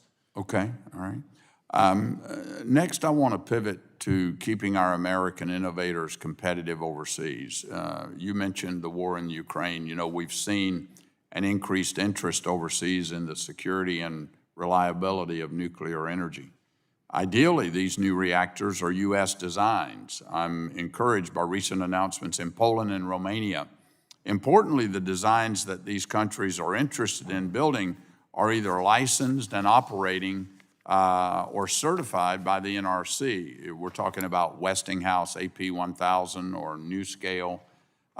Chairman Hanson, how can the NRC help other regulators understand U.S. technologies and licensing decisions to spur global deployments? Yeah, thank you. We are doing this literally as we speak, Congressman. We've had a 10-year relationship with our Polish regulatory counterparts. We've ramped up those interactions in the last 2 or 3 years. I know there were a lot of factors that went into the decision to pick U.S. technology in Poland, but I think the commitment on the part of the NRC to walk alongside and to help prepare that Polish regulator was certainly a factor. I think Commissioner Wright's visit to Romania last year helped cement that relationship as well. Our work with the Canadians on the GE, Hitachi, BWRX, and the joint review we're performing there. And also the GE is looking at exporting that to Poland and other parts around the world also. I can tell you, we've established now a civil nuclear cooperation agreement with Ghana, and I'm headed there to work with their regulator here in just a few weeks. Okay, all right. Well, thank you very much, Mr. Chairman. I yield back. Gentleman yields back. We'll now go to the Granite State. Mr. Tonko for 5 minutes. Empire State, sir. Somebody mentioned granite to me the other day about And that was just in my mind. My apologies to the state of New York, That's Mr. okay. Tonko. Okay, New York appreciates you. Well, thank you, Chair, and thank you to Chair Hanson and the commissioners. I appreciate you being here this morning. Let me do a special shout out to Commissioner Barron. Welcome back to the committee. I have immense respect for the Navy's role in helping to develop the workforce that our civilian nuclear industry relies upon. Many of those sailors are trained on reactors in my district, but I believe our nation's engineering schools also have an important role to play. RPI, Rensselaer Polytechnic Institute in Troy in the 20th Congressional District, is one such university. RPI and its students have been the beneficiaries of grants under the Commission's University Nuclear Leadership Program. So Chair Hanson, can you discuss this program and its role in supporting nuclear engineering programs at our nation's research universities? Thank you, Congressman. I think I'm an enthusiastic supporter of the University Nuclear Leadership Program. We've supported over 2,900 students since 2014. Almost 50% of those students have then gone on to pursue and obtain nuclear-related employment. Where another 25% are still working on their PhDs or their master's degrees. Part of that is our research grants that kind of support graduate students and professorships and so forth. And some of them are just direct fellowships and scholarships to students that then establish that relationship with the NRC. I've visited probably half a dozen universities so far in my tenure. I try and include those when I go and visit plants and encourage students both in the nuclear field but also in public service. And I think we're seeing some results there. That's great. And Mr. Chair, I noticed this program was zeroed out in the President's budget request. Can you shed any light on that decision and what you expect the future might look like for the program? Yeah, we usually have about a year of funding kind of ahead of where we are in any given year. Historically, in order to meet the budget targets that we're given, we have not requested funding. Congress will then give us that funding in advance, and we're happy to receive it and happy to move forward in implementing that program. Okay, I believe every commissioner recognizes nuclear energy's role in addressing climate change. But we know these reactors exist in environments that are increasingly stressed by the impacts of climate change, including increasing numbers of extreme weather events and severe droughts. Mr. Chair, how is the Commission working to ensure that the existing fleet is more resilient to the impacts of climate change? Thank you. We have within the NRC, we have a program on the assessment of natural hazards information that basically is an ongoing evaluation of information surrounding the entire fleet about the environment, about the impacts of climate, changing climate, wildfires, et cetera, and the resilience. I would say that our plants, as we see, I think every year in hurricane season in this country, and due to both operator, cautious operator action as well as NRC oversight, have been incredibly resilient to weather-related impacts. Do any other commissioners choose to weigh in on that whole concept, or are reactors adequately updating their operations and response plans to reflect climate change concerns? I would just add, one of the steps we took post Fukushima was this program that the chair talked about. There was a time when NRC was much more reactive. There would be new studies out there, whether it be on earthquakes or flooding or climate-related changes. And unless someone kind of brought that to us, the staff wasn't necessarily conducting those kinds of reviews. Now we have something that's much more proactive. We're going out there. The staff is making sure they're up on the latest science in these areas. They're attending academic conferences. They're talking to the federal agencies with responsibilities, so that we are keeping a much closer eye on that, I think, than historically the agency has. Right. Thank you. And as Congress debates and continues to debate permitting reform, it has become even more clear that successful energy projects must be built based on early and robust community engagement. So, Mr. Chair, what do you see as the role for engagement with communities that host reactors, and how does the Commission help to ensure license holders are good partners with their hosts? Thank you. For all of our the reactor applications as well as the pre-application engagement activities, the vast majority of those meetings are held in public. They're available for folks to watch online. Then when we actually get into the application stage and we need to perform the environmental review, we'll hold numerous public meetings, opportunities for the public to come and understand the technology, how we're approaching that review, and also then how we're approaching the environmental assessment for that. I know we can always do better in terms of explaining our processes, how we're reaching our decisions, et cetera, but we've got the basic, I think, the bones, I think, are good on the processes that we have. Thank you. With that, Mr. Chair, I yield back. Empire State yields back, and I'll now go to the Crossroads of America, Mr. Bouchon, for 5 minutes. You got that right. It is the Crossroads of America, Indiana. So, thank you, Mr. Chairman. Thanks to the commissioners for being here. And recently, the state of Indiana shared its intent to join the NRC's Agreement State Program. This program empowers individual states to assume NRC regulatory authority for specific categories of nuclear materials, relinquishing some of the regulatory load off of the NRC. So maybe I'll start with Mr. Crowell here, Commissioner Crowell. Could you discuss the benefits of this program for both the NRC and for the agreement states?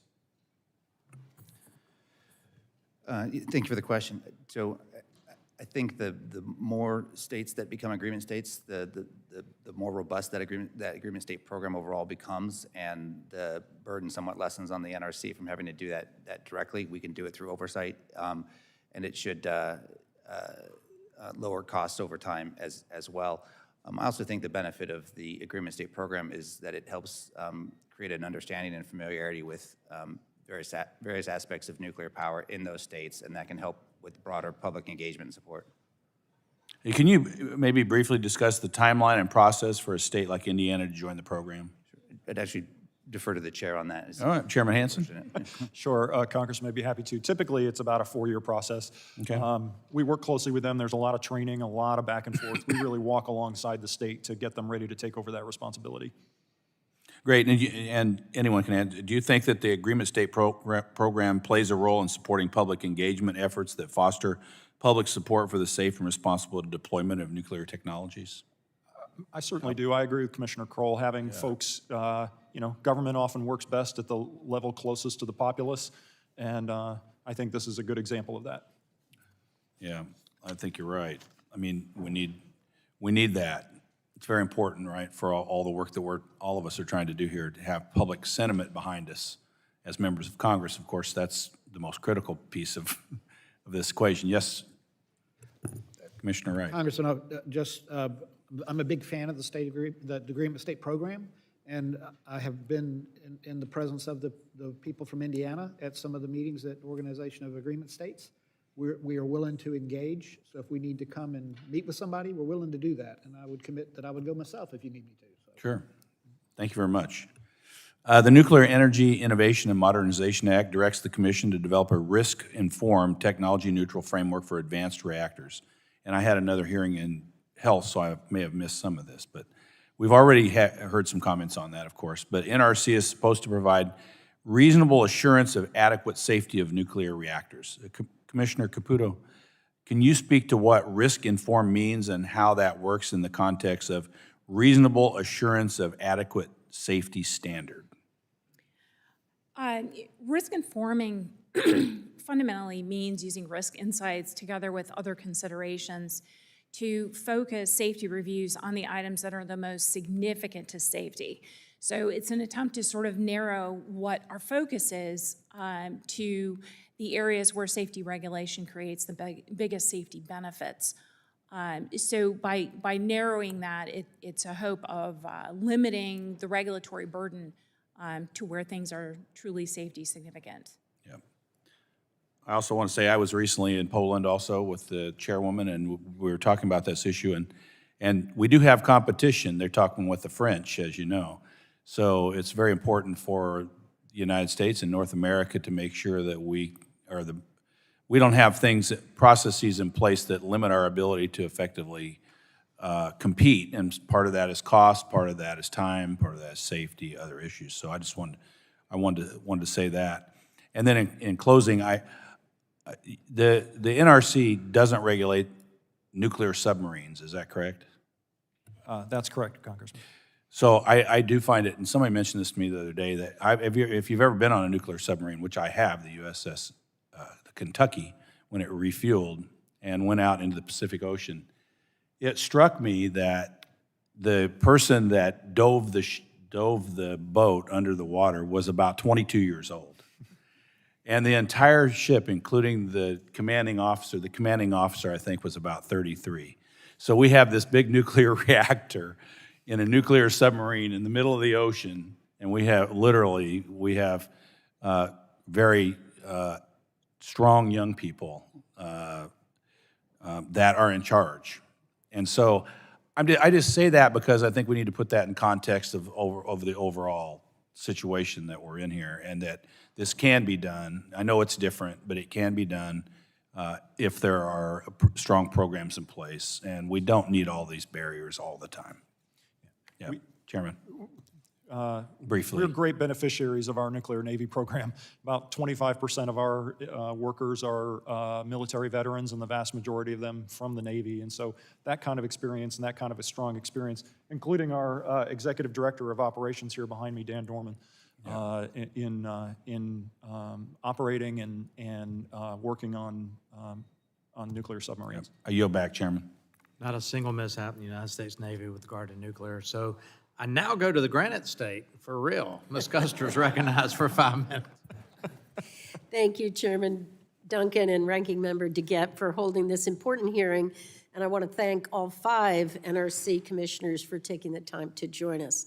There are 54 nuclear power plants in the United States, and these power plants provide, as you've heard today, nearly 20% of the electricity generated and 50% of the non-carbon electricity. The nuclear power generated in the United States displaces the equivalent of roughly 500 coal plants, but unlike coal or natural gas, nuclear energy is carbon-free. Given the significant role nuclear energy plays in our energy system and our energy future, the footprint of nuclear power plants across the nation, most Americans would be reassured to learn about the Nuclear Regulatory Commission, or NRC. The NRC exists for one purpose: to ensure nuclear power plants in the United States operate safely. And I want to underscore that this is an incredibly important responsibility. Chairman Hanson, the NRC currently has a full contingent of 5 commissioners. Can you explain how a full contingent of 5 commissioners helps the NRC function properly? Thank you, Congresswoman. I think fundamentally having 5 people with differing views, but who have very professional and collegial relationships, actually results in stronger decision-making and policy-making on the part of the agency. It really, because of, I think as the chairman mentioned, the urgency of the issues in front of us, we are able to kind of divide and conquer on a number of things, whether it's Commissioner Caputo focusing on effective performance measures, or Commissioner Barron on policy statements, or other things that I have the opportunity to lead on. I think given the amount of work in front of us, it's more important than ever that we have a full complement of commissioners. Well, thank you. And I might note, Commissioner Barron's term expires at the end of the month, and his renomination is currently pending before the Senate. I am very supportive of Commissioner Barron, and I hope that the Senate acts quickly to confirm him. I want to zero in on the impact of nuclear energy in my state, New Hampshire, the Granite State. Nuclear energy is the largest power generation source in New Hampshire. All the nuclear electricity generated in New Hampshire comes from the Seabrook Nuclear Power Station. And while Seabrook is a key piece of infrastructure in my state, it also faces some significant challenges. There's an ongoing alkali silica reaction, ASR, at Seabrook that is slowly causing cracking throughout the facility. Monitoring the ongoing ASR is critical to ensuring the integrity and the safety of Seabrook, and my constituents, my colleague Chris Pappas, and our colleagues in Maine, Jared Golden and Shelley Pingree. Thankfully, the NRC has 2 resident inspectors at Seabrook whose full-time job is to walk the plant and ensure its operating safety. The two resident inspectors, Chris Newport and Travis Dawn, are unsung heroes, and I want to acknowledge how important their work is for keeping the public safe. They literally have spent thousands of hours per year inspecting the plant and ensuring that it is safe. Chairman Hanson and Commissioner Barron, both of you have visited Seabrook. Can you briefly describe the role that Chris and Travis play and the benefits of having NRC personnel on site at our nuclear power plants around the country? Thank you, Congresswoman. Well, hopefully after this hearing, they're not completely unsung. I think very highly of both Chris and Travis, as well as the rest of our resident inspectors who walk around these plants every day. And with regard to the alkali silica reaction, that's actually a phenomenon that NRC staff discovered at Seabrook, and we've been keeping track of that ever since and bringing the expertise of the agency and working with the licensee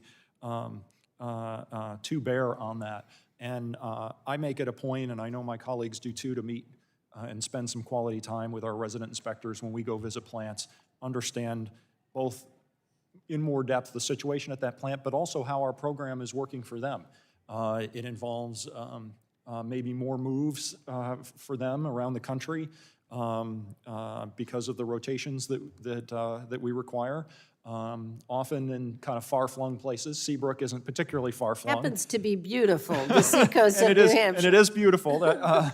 But we do have plants in some far-flung places that can make that more difficult. So I don't know, Commissioner Barron, if you want to add anything. Well, thanks. I agree. I think our resident inspectors at Seabrook are terrific, and they're closely tracking the alkali silica reaction issues, but all the more traditional safety and security issues as well.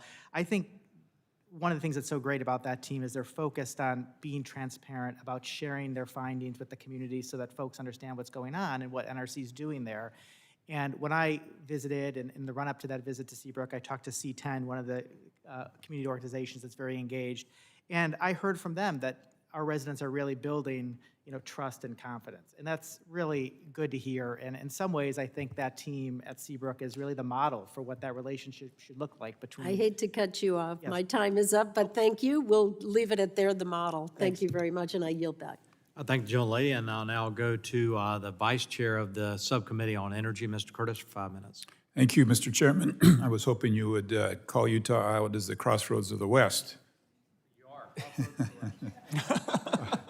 are. Listen, I'm really delighted to be here, and I've stayed here through this whole hearing. I think this is incredibly important. I'm not sure in recent time that we've had any more 5 important people in front of us for the future of our energy security and our climate and energy goals here in the United States and around the world. I want to begin by giving a shout out to a couple of Utah projects. The Pacificor project is very exciting, although that will ultimately be in Wyoming. I'm hoping their additional plans will expand in Utah, and I'm just really pleased to see the progress that they're making. Also, a shout out to Utah Municipal Power Authority, UAMPS. And you well know the amount of time and the work that they've put into that small nuclear reactor. I think that as I look at 2050, I see our energy sources being affordable, reliable, and clean. And nuclear, hits it out of the park on reliability and on clean. But currently, affordable is problematic, and a lot of that has to do, of course, with the delay in time period and uncertainty in licensing. And we've talked a lot today with my colleagues about speed, and I've heard a lot of positive things from you about speed and innovation. But I want to make sure that we're all kind of on the same page, because I'm thinking we're not talking about doubling speed. We're not talking about tripling speed. I'm thinking we're talking about, between now and 2050, hundreds of nuclear facilities here in the United States, maybe thousands of nuclear facilities here in the United States. And I just want to get your reaction. Are there behind closed door conversations of like, no, this isn't a little bit faster, this is not necessarily even faster. This is figuring out how to permit hundreds and thousands of these facilities in the next couple of decades. Mr. Hanson, sure. Yeah, no, thank you, Mr. Vice Chairman. It's a great question, and it's a completely fair question. The key to a lot of this, I think, is going to be the standardization of the design. And I think for us then, if we have a standardized design that's getting cranked out of a factory, we can go to that factory and say, yep, quality assurance is what it needs to be, then all we're really doing is looking at site-specific requirements. And I think that, external hazards and some emergency planning and that kind of thing, I think that review can be, my thought, again, I haven't consulted my colleagues, I think it can be less than a year when we get those standardized designs that are getting pushed out. I'm really on a pleased to regular hear basis. that, and I think that's a good message for the industry as well. And yet at the same time, the industry is in this interesting place where SMRs were getting standardized, but like the Pacific Core project, there are also a lot of other tentacles trying out new things, which we want to encourage as well. Let me pivot just to a minute to the concept of investor confidence. I know it's not your job to promote technology, but many in the industry, investors are watching what's happening. What would you say, Mr. Hanson is the chair, I know you would all do so well, but you're the chair for the group. What would you say to industry about how we can give them the confidence they need to make the investments that they're going to need to this and not be scared about the process? Yeah, certainly. I agree that there's a need to kind of demystify the regulatory process here, in part for the regulatory community. And I've had some conversations where I've volunteered to do that where necessary. But I think we can point to some things in terms of what we've done. That is the lessons we've learned from previous reviews, and whether that's Vogtle or NuScale, but also then, what we did on Kairos, that advanced reactor technology.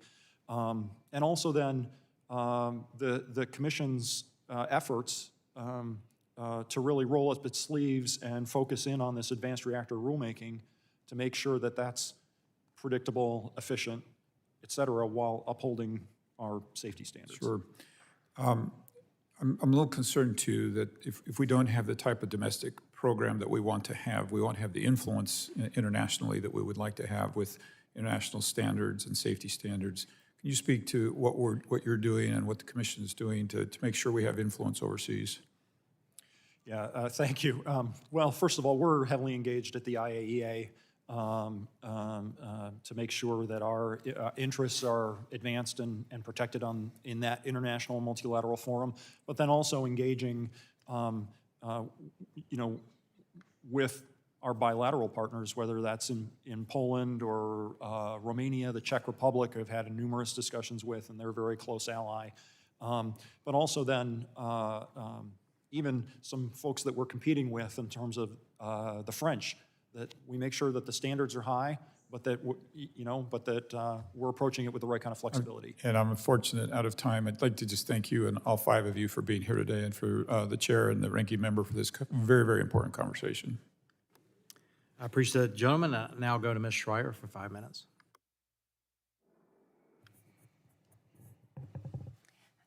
Thank you, Mr. Chairman, and thank you to all of our witnesses for being here today. And I would say thank you to Mr. Curtis as well. I thought that question line was really excellent. In my home state of Washington, we have adopted a very ambitious goal to completely eliminate carbon emissions from our energy portfolio by 2045, which means we need to construct new emissions-free capacity resources like advanced nuclear with haste.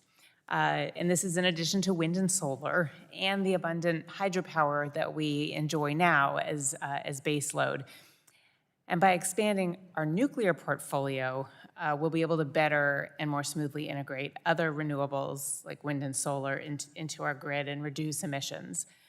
Commissioner Caputo, I was struck by your testimony when you acknowledged the need for NRC to quote, innovate with an eye toward the future, because that's what we're looking for in Washington State. And you acknowledge that NRC must follow congressional intent to develop, again, quote, a framework that is truly risk-informed, reflecting the inherent safety found in advanced designs. And I think that's critical, and I think it also pertains to Mr. Curtis's line of questioning about how much more quickly we should be able to do this. I was wondering if you could expand a little bit on this point and how you're taking into account the difference in risk. Maybe what are some of your challenges? How can we help? Well, when the Commission directed the staff to proceed with the rulemaking, one of the elements of that direction was to direct the staff to apply the same safety standards as the existing fleet. By having advanced reactors meet that same level of safety, it allows those reactors, through the technology, to take credit for aspects of their design that may provide inherent safety just based on the technology itself. And I think that is perhaps the most important aspect that we need to focus on in Part 53. Okay, thank you. I'm going to pivot to another question, also about Washington State, which is Hanford.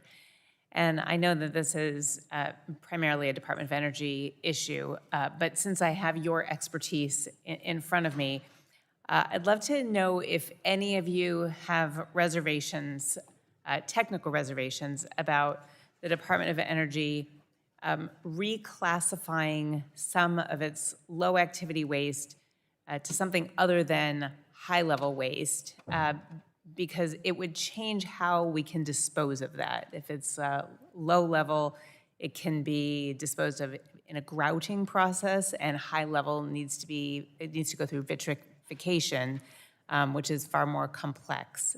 Just wondering if any of you have any comments about that safety. I admit, Congresswoman, I'm loath to wade into those waters, but I will note that. So am I. But the classification system that we have in this country is largely based on origin and not based on radioactivity. So sometimes high-level waste, regardless of the activity level, is high-level waste because it is spent nuclear fuel or originates from reprocessing operations. Okay, thank you for that clarification. Anybody else want to wade into this?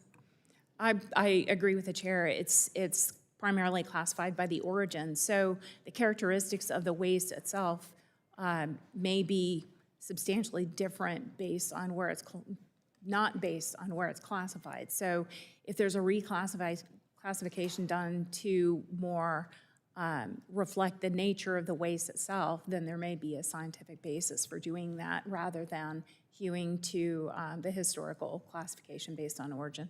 Thank you. That's really interesting and really reassuring, and that is why I asked you that question. Thank you very much, and I will yield back. Julie yields back. We'll stay in the Evergreen State, and it's my distinct pleasure to recognize the chairwoman of the full committee, Ms. McMorris Rodgers, 5 minutes. Thank you, Mr. Chairman. Chairman Duncan and I, along with ranking members DeGette and Pallone, wrote together to a range of nuclear stakeholders in April seeking information about NRC licensing and oversight activities. And we wanted to, quote, identify what makes sense for a modern regulator to assure efficient, predictable regulation that provides for a robust and growing nuclear industry. And this is keeping with the goals of the Atomic Energy Act. Chairman Hanson and commissioners, an indisputable part of your mission is to protect public health and safety. However, your authorities derive from the Atomic Energy Act, which has broader goals. I'd like to ask each of you, beginning with the chairman, to describe how you would define NRC's success as a regulator in the context of the policy to provide for a robust and growing industry. Mr. Chairman. Thank you, Chairwoman Rodgers, for that question. Our success, I think, I met with a utility executive recently that described the NRC as a tough regulator but a fair regulator. I took that as a point of pride, and I think we can always be improving the efficiency of that and the predictability of our regulations. And I think you're seeing an emphasis on that across the commission as we move forward, and an adaptability and creativity in achieving those aims while protecting public health and safety. Okay. Yeah, I think we need to do two things at the same time. One, maintain our focus on public health and safety, and two, have an effective, efficient, and timely licensing process, both of those things. Thank you for the question. And I agree with what my colleagues are saying here. And I was present when I heard the comment as well about being a tough but fair regulator. But I would say that we do a pretty poor job of talking about our successes and how maybe the good things that we do. Because I'm a believer, if you don't tout your successes, you're going to be defined by your failures. So there are a lot of good things that are going on, but we certainly can do better. I think I'll get back to a comment that Mr. Bouchon made, which relates to naval submarines. When the Navy approves a submarine, it really is a dual mission, which is safety, but also to enable the mission. And our mission as a regulator is purely safety. So I think there's room there to consider a little more balanced approach, because we are, as I said in my opening statement, gatekeepers to a nuclear future, and we need to, I think, focus on the fact that while safety is our preeminent role, we do have a responsibility to ensure timely decision-making so that we can actually enable the safe development of nuclear power. Thank you.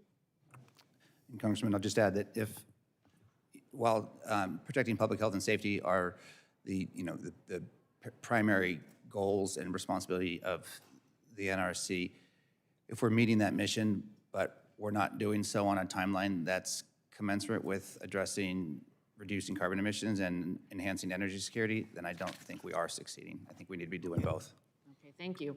To help set the commission up for success, Congress enacted reforms in 2019 to update its fee schedule and directed NRC to issue risk-informed regulations appropriate for advanced reactors. My understanding is the staff spent about 2 years putting together a proposal, the Part 53 proposal, yet they've been informed time and time again that the new regulations that they were putting together ignored stakeholder input, and future applicants would not use the rule as it was proposed. And then staff chose to send a rule that they knew wouldn't work to the commission to fix. Something isn't right with that whole situation.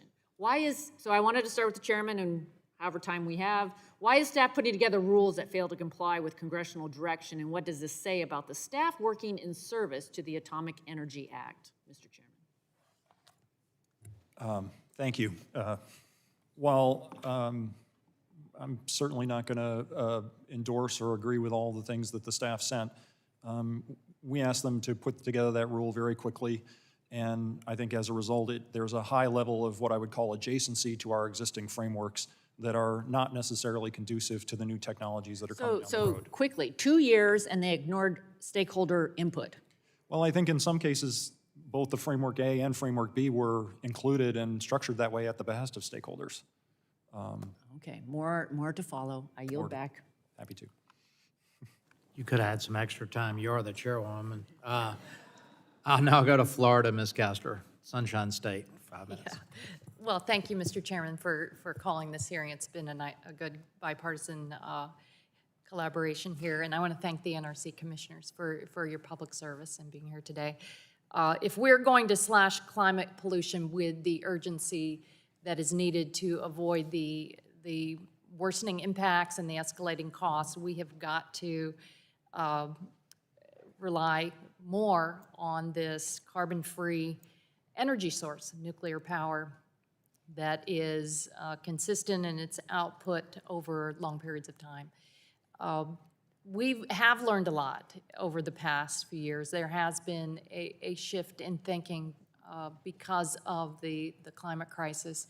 In fact, when I had the pleasure of chairing the House Select Committee on the Climate Crisis, we invited nuclear energy industry experts in to advise us and to help craft policies, and it resulted in our action plan report that had a number of recommendations relating to nuclear power that were subsequently incorporated into the Bipartisan Infrastructure Law, the IRA, CHIPS and Science Act. The Bipartisan Infrastructure Law provided $6 billion for the Civil Nuclear Credit Program, funds that will help ensure that our already existing fleet of nuclear reactors stay safe and competitive, and it also will save thousands of jobs over time. The Inflation Reduction Act created a tax credit of up to 1.8 cents per kilowatt hour for zero-emission nuclear energy, and provided the Department of Energy with $700 million to invest in increasing the availability of next-generation nuclear fuel for advanced reactors. And the President's proposed budget this year includes $1 billion investment in the NRC, including an 8% increase in nuclear reactor safety. Commissioner Barron, you highlighted this in your testimony. You said the urgency and scale of the challenge have led to a growing consensus that meeting ambitious climate and energy security goals will involve nuclear power, including new reactors. The bipartisan infrastructure legislation and the IRA make large investments to drive this expansion, including the Clean Energy Production Tax Credit and funding for a domestic high-assay, low-enriched uranium supply chain. Few, if any, nuclear power plants are expected to close anytime soon.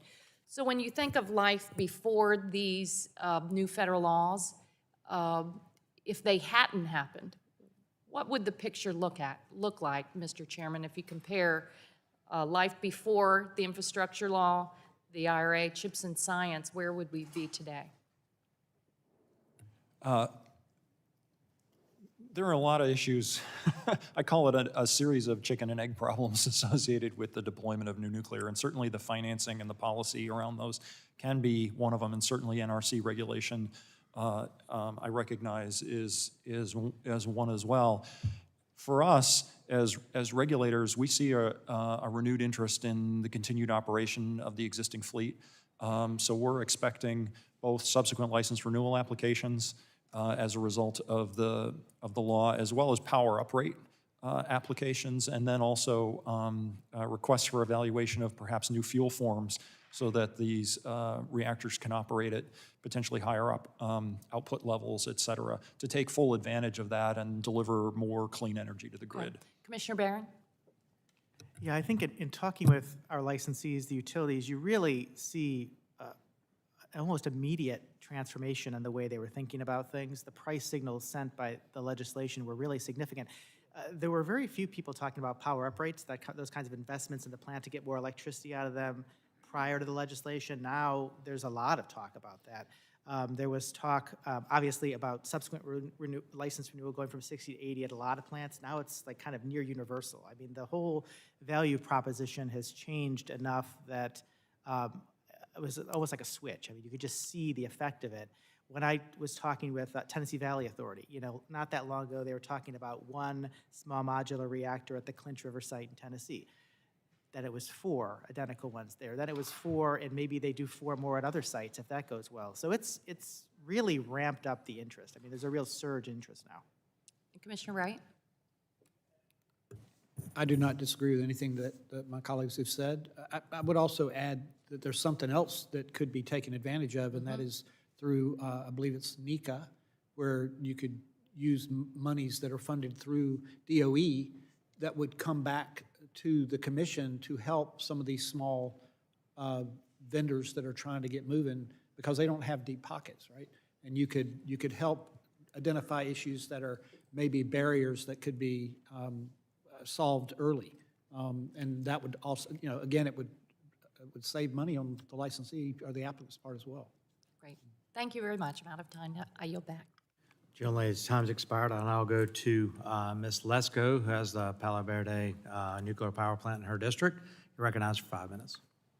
Thank you, Mr. Chairman. Yesterday, we had a hearing here we discussed grid reliability and all of the different concerns there are from different government organizations about grid reliability and that we're retiring baseload energy plants too fast and replacing them with intermittent energy. And so I do believe nuclear is part of the solution. So I thank you for your work in making sure our nuclear plants are safe. My questions are for anyone that wants to weigh in. My first question says the NRC sends inspectors to the nuclear plants to inspect machinery and for safeguards. Nuclear plants like the one in Arizona have full-time government inspectors that stay on site. I have been told that in addition to these on-site inspectors, NRC sends out additional inspectors that the nuclear plants pay for, and that these inspectors may be duplicating some of the work that the on-site inspectors do. In addition, I've been told that during COVID, remote technology was used to conduct, sometimes used to conduct the inspections. And so my question is, Do you think it would make sense to better utilize the on-site inspectors and use remote technology for some of the inspections?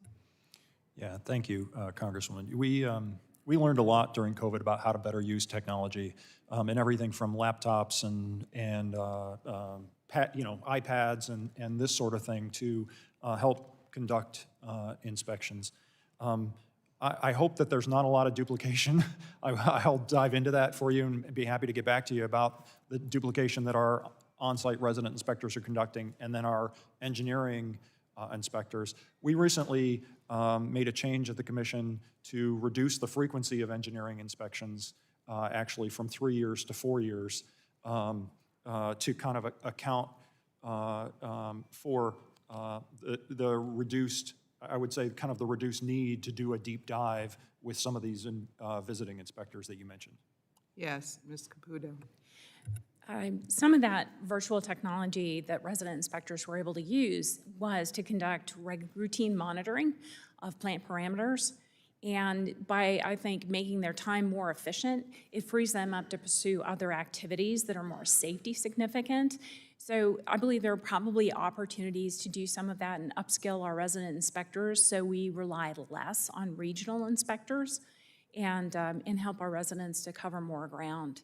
So I think there's room for efficiency there. But yes, all of these inspections are paid by licensees. Yeah. Anyone else? Yeah, Mr. Wright. So this is an area that we really listen to our residents. So when I go into plants, and I know my colleagues do as well, we meet with them. And one of the questions that we ask them is, what is it that you're doing on site in your inspections that you think could be done better or done differently? Because because they are the boots on the ground, they need to be there. But they can also help us, we can't, from the top, that's not where we should be doing it. It needs to bubble up from the bottom where the boots are on the ground, so. Okay, great. Thank you. Oh, yes. I would just add, I think a lot of the work that the resident inspectors do and then the regional inspection team is very complementary. The residents are there day to day, walking down the plant, ensuring the safety day to day. But then we have specialized teams, maybe cybersecurity or a particular type of engineering inspection. And those folks are real specialists in those areas. And that's why we deploy the teams as well. But one of the things we learned a couple things, I think, during the COVID period. One, the value of having boots on the ground and really seeing things firsthand. That there's, in-person inspection, the actual inspection part of looking at equipment was really better than remote. But there was stuff that we could do remotely. There's a certain amount of, it's not trivial, but like paperwork review, looking through the licensing documents ahead to prepare the inspectors before they go. That's stuff we don't have to have the folks there on site doing, and it saves time and money to have people do that back at headquarters. So I think there are lessons I'm we glad you're learned. looking into this. I only have a few seconds left. The Nuclear Energy Institute has suggested the following addition to your mission statement. Ensure that the regulation of nuclear activities is efficient and does not unnecessarily limit the potential of nuclear technology to maximize its contribution to the benefit of society. Do you agree with their recommendation? Anyone? We have principles of good regulation, and efficiency is one of those, along with openness, reliability, independence, and clarity. And so every day we strive to live up to our principles of good regulation, and efficiency is a key one of those. Yes, Mr. Wright. I would just like to add, if we're going to start talking about putting it in policy, and we've got it in our principles of good regulation, then it ought to be in the other areas too, to be consistent. Okay, thank you, and my time has run out. Thank you, and I yield back. Young lady's time's expired. Now go to Mr. Cardenas for 5 minutes. Thank you very much, Chairman Duncan and Ranking Member DeGette, for holding today's hearing, and appreciate the Chairman and Commissioners of the Nuclear Regulatory Commission for being here today and sharing your thoughts. As it stands, 79% of our electricity comes from fossil fuels, making the power sector the second largest share of greenhouse gas emissions nationwide. If we're going to be significantly cut carbon pollution, it's undeniable that we will need to utilize carbon-free and reliable energy sources. On the front end, nuclear seems like an ideal zero-carbon electricity source, and I appreciate the committee's ongoing discussion about its role in building out a clean energy economy. However, as I've mentioned in previous hearings, I have concerns about the legacy of toxic waste associated with nuclear energy and believe that to ensure the long-term health and safety of communities, we must find more permanent storage solutions. As the Commission overseeing the safety and licensing of our nation's nuclear reactors and interim storage facilities, I'm pleased to have the opportunity to speak with you about these concerns today. Chairman Hanson, can you describe the federal standards and processes in place that ensure safety when storing low-level and high-level waste and interim storage facilities, and how are environmental impacts and community input considered during the licensing process of interim storage facilities? Yeah, thank you, Congressman, for that question.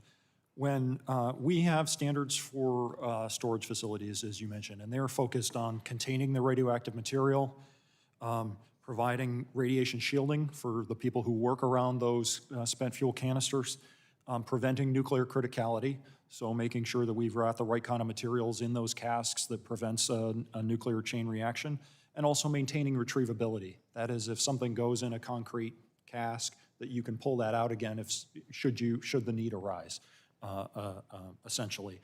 Post-Fukushima, we also required additional instrumentation on spent fuel pools to maintain water levels. So we've got and we have a robust inspection protocol for those spent fuel storage systems as well.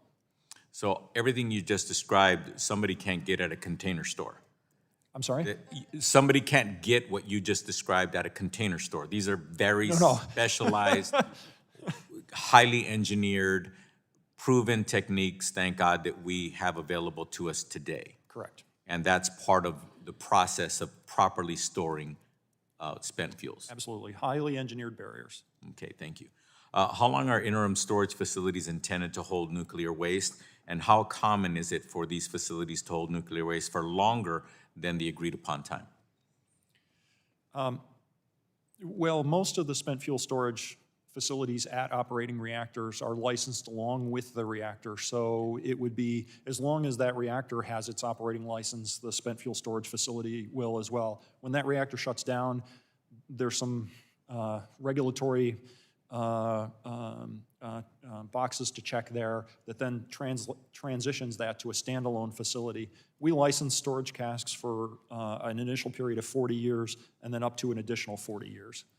But this spent fuel, these byproducts, they are dangerous for 10 years, 20 years, 30 years, 50 years, 1,000 years, about how long? The initial fission products, the real heat off of that, the heat declines really reasonably precipitously, the thermal heat, but the radioactivity then, the high amounts probably 500-ish years, and then some of the long-lived radioisotopes can be much longer than 500 years, so a lot longer than any of us may be in Congress, or you might be a commissioner, right?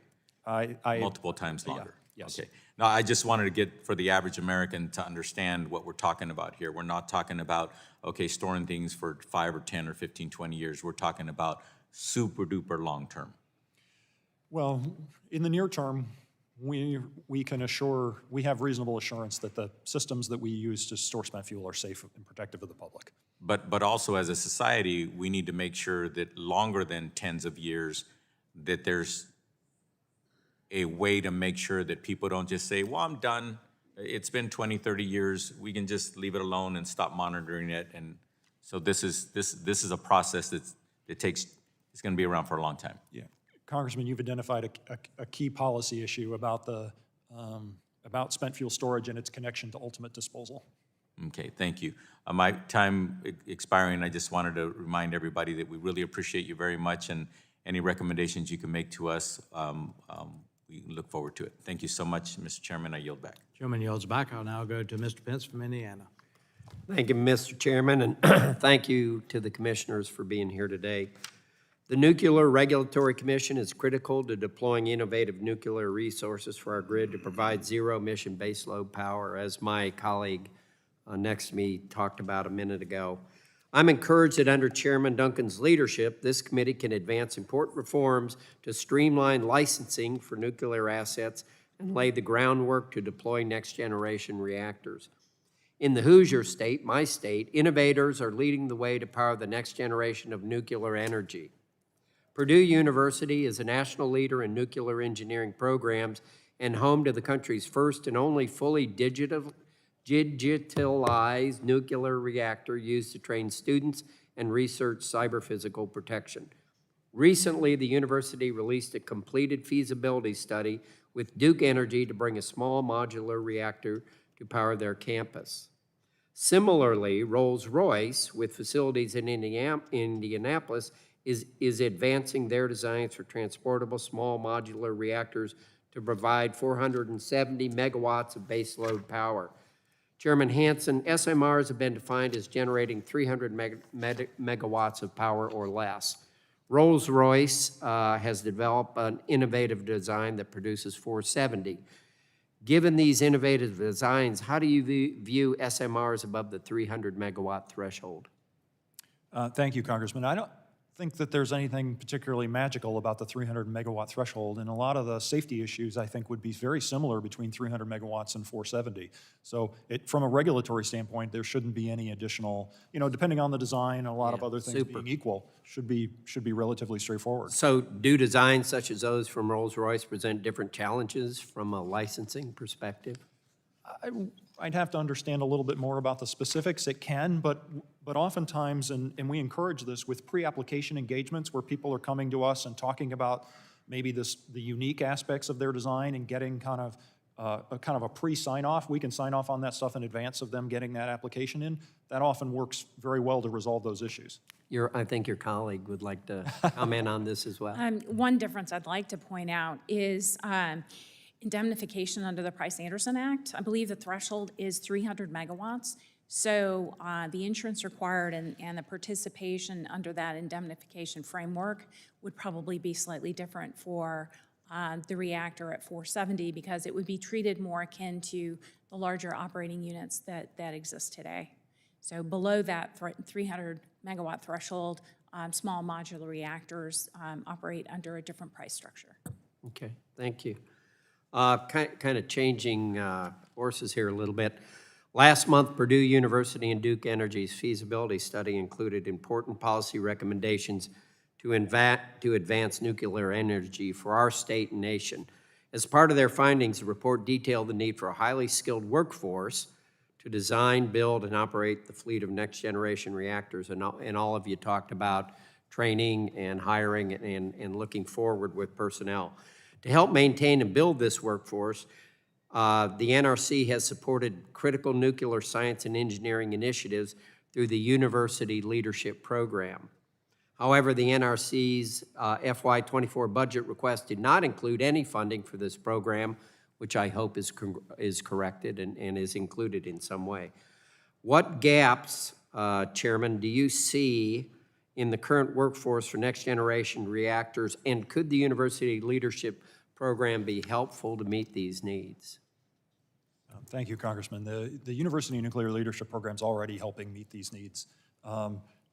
We're getting graduates out of these programs with expertise in material science, nuclear engineering, fuels, et cetera. It's been a real asset. Is the program robust enough? It is. I believe it is robust enough, and providing you a lot of options. It is. Because we're both funding research activities at places like Purdue and other big programs, but also then we're just funding fellowships and scholarships for students as well, but just academic support. Okay. How can the NRC leverage expertise of leading universities like Purdue to meet the challenges posed by SMRs in particular and other transportable reactors of the future? Anyone with 15 seconds left? I think universities play a really important role, in part by building some of these new innovative designs at a small scale. So Abilene Christian, University of Illinois, Purdue, et cetera, I think have a real So there'll probably be something in the budget as we go forward then, I would assume.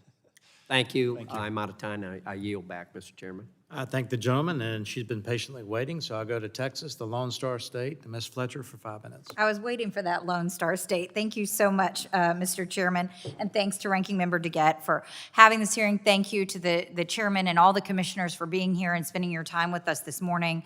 I think we've seen from today's hearing that there's wide bipartisan agreement that nuclear energy plays an essential role in our system of generating reliable, carbon-free baseload power. And advances in next-generation nuclear technologies, including SMRs that we were just talking about and have talked about a lot today, offer real potential advancements that could increase efficiency, can improve cost, safety, and versatility for our electric grid. These are very important issues to those of us in Texas, and something that we're working on, not surprisingly, as well. Chairman Duncan mentioned in his opening that NEMA required NRC to create a new regulatory framework for advanced nuclear reactors to speed up the development of next-generation technology. And as Ranking Member DeGette noted, we've heard from a lot of stakeholders, especially at our hearing in April, that the proposed rule is overly complicated, that it needs to change to provide functionality and really to make it possible for this advanced nuclear reactor sector to grow. So, as I said, Mr. Pence was just asking about SMRs, and really they have a great potential to lower emissions in a variety of industries, and that's something that we're focused on, which I expect my colleague, Mr. Weber, who represents the Texas Gulf Coast, may mention next, but I want to raise that X Energy, in partnership with Dow Chemical, recently announced that they would be deploying first grid-scale advanced reactor at a site along the Texas Gulf Coast. The project, once deployed, could open a new frontier for advanced nuclear applications in the industrial sector, creating an effective pathway to help energy-intensive industries lower their carbon emissions, while at the same time providing reliable power to support our domestic supply chains. While many of these reactors in development haven't shared if they plan to use Part 53, it's important that the NRC issue a rule that allows these innovative technologies to be developed. And as we've discussed, I think some of the considerations that Congress intended in NEMA don't seem to be included in this rule to develop a technology-inclusive regulatory framework that is risk-informed and performance-based. So, like I said, we've heard from a variety of stakeholders. I would love to get your input on Part 53, and maybe if each of you could share your thoughts. As the NRC continues to revise the proposed rule, how can a risk-informed approach be better incorporated to recognize risk significance when it comes to advanced nuclear technology? And Chairman Hanson, I'd love to start with you and then just go down the line. Thank you. The staff did tee up, I think, a number of key policy issues about Part 53, whether or not there should be one framework or two, the appropriate role of as low as reasonably achievable, the role of risk assessment and probabilistic risk assessments, and the role of the design. And along with my colleagues, I think our staffs are meeting on a weekly basis to basically work our way through these policy issues, understand the entire picture of what that rule should look like, and I think to achieve some potential simplification on that. I think we're all sensitive to the concern that folks perceive it to be complicated, et cetera. So we're diving into that, trying to understand the technical basis for that, and then diving into what our options might be around that to have something that's technology inclusive, risk informed, et cetera. Great, thanks. It's hard to add much to that. I mean, I agree with everything that the chair said. I guess I would just say, I think we're all focused on getting the substance of the rule right. There's a lot to digest. We're digesting it. We're talking about it. Our staffs are looking at it. I think we've identified the key issues, some of which the chair just talked about. And we want to make sure in the end, at least speaking for myself, that we have an efficient and effective framework. And so that's the goal, and there's some more work still to do there. And then, not to take us off Part 53, there are other pieces we've got to get in place too for the whole overall framework. Great, thank you. Commissioner Wright? Thank you so much. First off, it's got to be used and useful, right, for the people that are going to use it. And we've heard from stakeholders out there that they haven't been listened to. I can tell you that's one of the things that we are doing. My team, my staff we're talking to everybody who said they weren't paid attention to, so we want to hear from them and see if and if they've got suggestions that make sense, we're going to put it in. We're going to talk about it. Great, thanks. And I just have a few seconds left. Commissioner Caputo? I agree with most of what's been said. I think I also agree with a comment made earlier. I'm a bit struggling with the nature of the staff having sent us a draft proposed rule that the vast majority of the industry considers unworkable. So what I have done is task my reactor aide with proceeding through the rule on a line-by-line basis to ensure that we can, that at least the vote that I cast is the best framework possible to be issued as a proposed rule, and that we are sending something forward that will meet the intent of NEMA and be workable and even beneficial over the existing frameworks. Okay, and Commissioner Crowell, in 2 seconds, I'll be very I'm quick. way over time. Or you can add it for the record. I'll add it for the record. Wonderful, I that'd generally be agree great. with my colleagues. Thank you, Mr. Chairman, thank you so much, and I yield back. You're welcome. Thank you. And now go to Mr. Weber, also from Texas. Thank you, and I appreciate y'all being here. I had South Texas Nuclear Project when I was in the state legislature, and we got to go there in 2010 and watch them change out spent fuel rods. It's absolutely fascinating. They can do it cleanly, they can do it safely. Do y'all have a periodic schedule where you go to the different plants and watch those kinds of activities? Mr. Chairman, I'll start with you. Oh, yeah, absolutely. I'm headed out to the Midwest next week to go to LaSalle and to the new medical isotope facility in Wisconsin. I was in California a couple weeks ago. So I try to hit as many as I can. Do all the commissioners have a similar format to checking, seeing that process take place? Y'all too? I'm going to add a little bit more to it. I actually go and spend a day, what I call an inspector for a day. I go and spend a whole day with the resident inspectors doing the walkdowns and doing what they do. Okay, well, if you come to South Texas Nuclear Plant, they have alligators in their water pond, cooling pond, and they taste like chicken, just so you know. I was going to say, they taste like chicken. Yeah, sure. Ma'am? South Texas is one of the plants that I have seen, and yes, it's a very impressive facility. I think one of the things that gives me a little pause going forward is the commission budget has operated at the same level since 2014, with the exception of a couple years. So I think we are getting to a point where there are potentially some constraints on staffing and perhaps travel. So I think we're trying to work our way through that. Commissioner?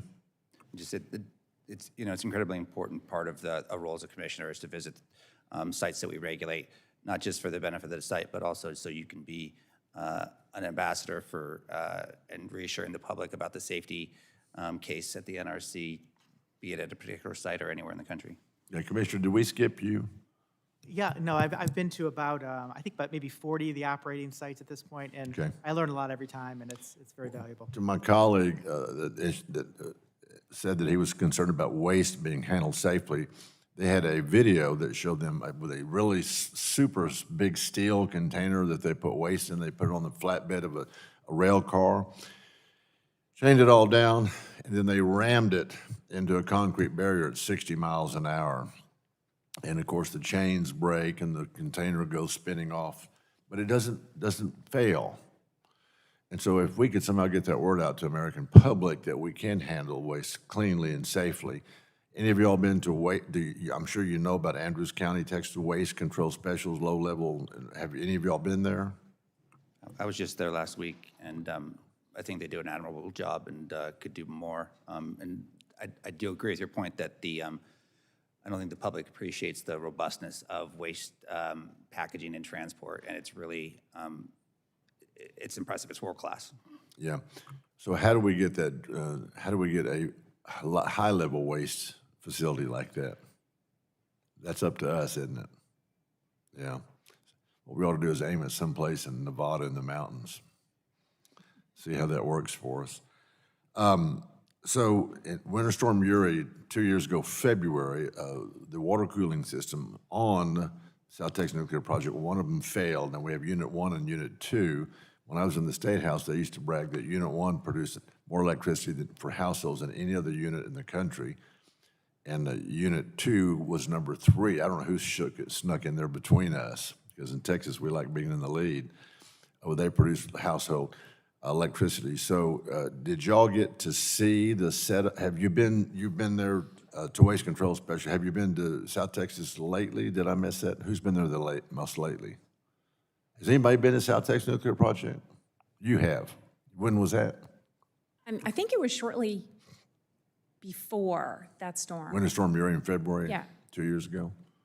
Anybody else? But I was able, having been there, to talk with folks from the plant about the nature of what caused that one outage to go down. Right. Because both of those plants are more or less, required to be prepared and protect against extreme weather events. And as it turns out, I think it was a 6-foot piece of insulation that had not been put back after some recent work. So, so it was an oversight in terms of not following procedures, but Funny how that otherwise they happened. were in good Just shape. take 50% of the capacity. And it got 18 degrees on the Gulf Coast of Texas. I've grown up in 20-mile radius 70 years.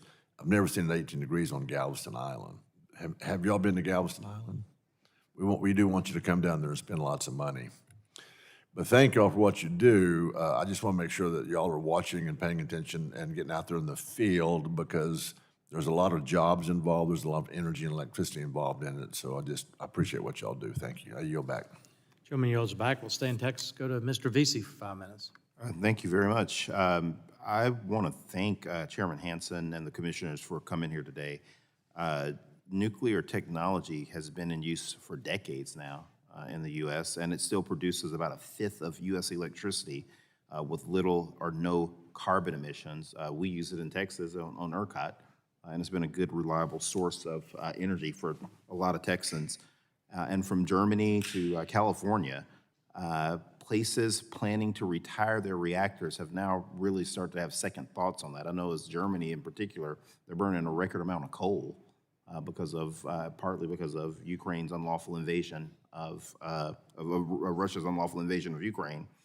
And as you know, we in Texas are in a similar situation where the Comanche Peak nuclear power plant is currently seeking relicensing just outside of my district there in Johnson County. And it's just not the relicensing of existing plants. The Department of Energy released a report in March that estimated U.S. domestic nuclear capacity has the potential to scale from approximately 100 gigawatts in 2023 to about 300 gigawatts by 2050, driven by deployment of advanced nuclear technologies. One of these new technologies is being led by Natura Resources and sponsored at Abilene Christian University, which I've had really great interaction with that group from Abilene Christian there to my west. And I know that potential new additions of safe, reliable, affordable, and clean nuclear power, like those being developed and demonstrated at places like Abilene Christian, are going to be essential to U.S. security, U.S. energy security, and the deployment of new advanced reactor technology that is going to be crucial for us to be able to compete with Russia and China in the global nuclear industry. For new nuclear technology to get us to these goals, these reactors need to be licensed at a quick pace by NRC at scale. And my question is that I understand last week Commissioner Barron submitted a memo to the chair and colleagues calling for the development of a policy statement on effectiveness and efficiency for new reactor reviews. I'd like to know from each of the commissioners and the chairman, do you support commission action to address the elements outlined in Commissioner Barron's memo, and where do you think current efforts may need redoubling to meet the expectations ahead? Thank you, Congressman. I certainly support the objectives of Commissioner Barron's memo. Thank you. Well, having authored the memo, I would just say I look forward to my colleagues' thoughts about it, their ideas and suggestions, and I wanted to get the conversation started. So yes, I spoke with Commissioner Barron about it Friday, I believe it was, when he brought it to us, but I'm also working with my colleague Commissioner Caputo on another approach as well that brings some urgency to the situation as well. I'm thrilled to see him interested in timely licensing, and I fully expect to vote yes on the process. My concern is that by the time a policy statement goes through notice and comment, it could be quite some time before it's in place, perhaps as long as 3 years or more. So I think a very important complement to his memorandum would be the one that Commissioner Wright and I are working on to try and put metrics in place in the near term. I think Commissioner Barron's proposal is both timely and appropriate, and I do support it. Thank you very much. So what additional support does the NRC need from Congress to aid the effective and efficient review of advanced reactor technologies? And anyone can answer that. Congressman, I guess I would kind of focus on two things. One is just additional hiring authorities. So we've got that flexibility in the way we bring people on. It's not to say that we need a lot more people necessarily. I think I've been pretty consistent in saying that we both need to bring new people into the agency and also change the way we work. And I guess the other thing then is that some off-fee money where we're not relying on folks to come to us with a specific product in order to get up to speed on some of these reactors and some of the technologies and the novel approaches that people are using. I would kind of maybe focus on those two things to start. As I mentioned earlier, I think Congress giving us statutory relief or discretion, at least in the conduct of mandatory hearings, I think would be very helpful. I think a certain amount of discretion with regard to the reviews that are conducted by our Advisory Committee on Reactor Safeguards would also create some efficiencies. And beyond that, there's a question about whether companies that manufacture microreactors or even small reactors have the authority to manufacture fully and do some limited testing before shipping to the end user. So there might be a benefit to creating some clarity in that area to enable reactor manufacturers to do limited testing in-house before shipping to the final user. Thank you very much. My time has expired. Thank you, gentlemen, for yielding back. I'll go to Mr. Palmer from Alabama for 5 minutes. Thank you, Mr. Chairman. Nuclear energy has the potential to transform our energy production. We need affordable energy, but we also need clean energy, but we desperately need reliable energy. And I think nuclear energy can provide that. And one of the things that I try to point out to people, particularly with next generation nuclear, you could cite one next-gen nuclear facility on 640 acres of land to generate the same amount of power or have the same power generation from a wind farm would take 77,000 acres. That doesn't even take into account the enormous impact that we'll have in terms of mining and the extraction of the various elements and components that you have to even begin to think about building a wind or solar farm. So Commissioner Caputo, today the NRC, and it's along the lines of what you were just talking about, I think, requires an environmental impact statement for every new reactor, even for reactors that are 1/100th or 1/1000th the size of traditional reactors. It just seems like that's overly burdensome. And so I guess I'll direct this to all of you. Do you commit to supporting changes to the NRC's regulations to allow the use of different types of environmental reviews, such as environmental assessments or categorical exclusions based on the actual environmental impact of a reactor? Without seeing specifics or a specific proposal, I would generally look favorably on those types of activities to streamline our environmental reviews.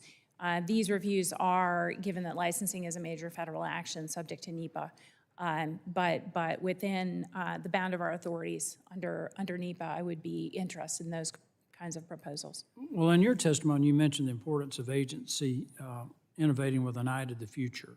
Yes, sir. And this is where I am on this, is looking at, and I know it's been mentioned by a couple of my colleagues who've already raised this point about the fact that next-gen nuclear can recycle spent fuel rods. You can recover 96% of the recoverable usable material, and what's left can be used for other purposes, for instance, nuclear medicine.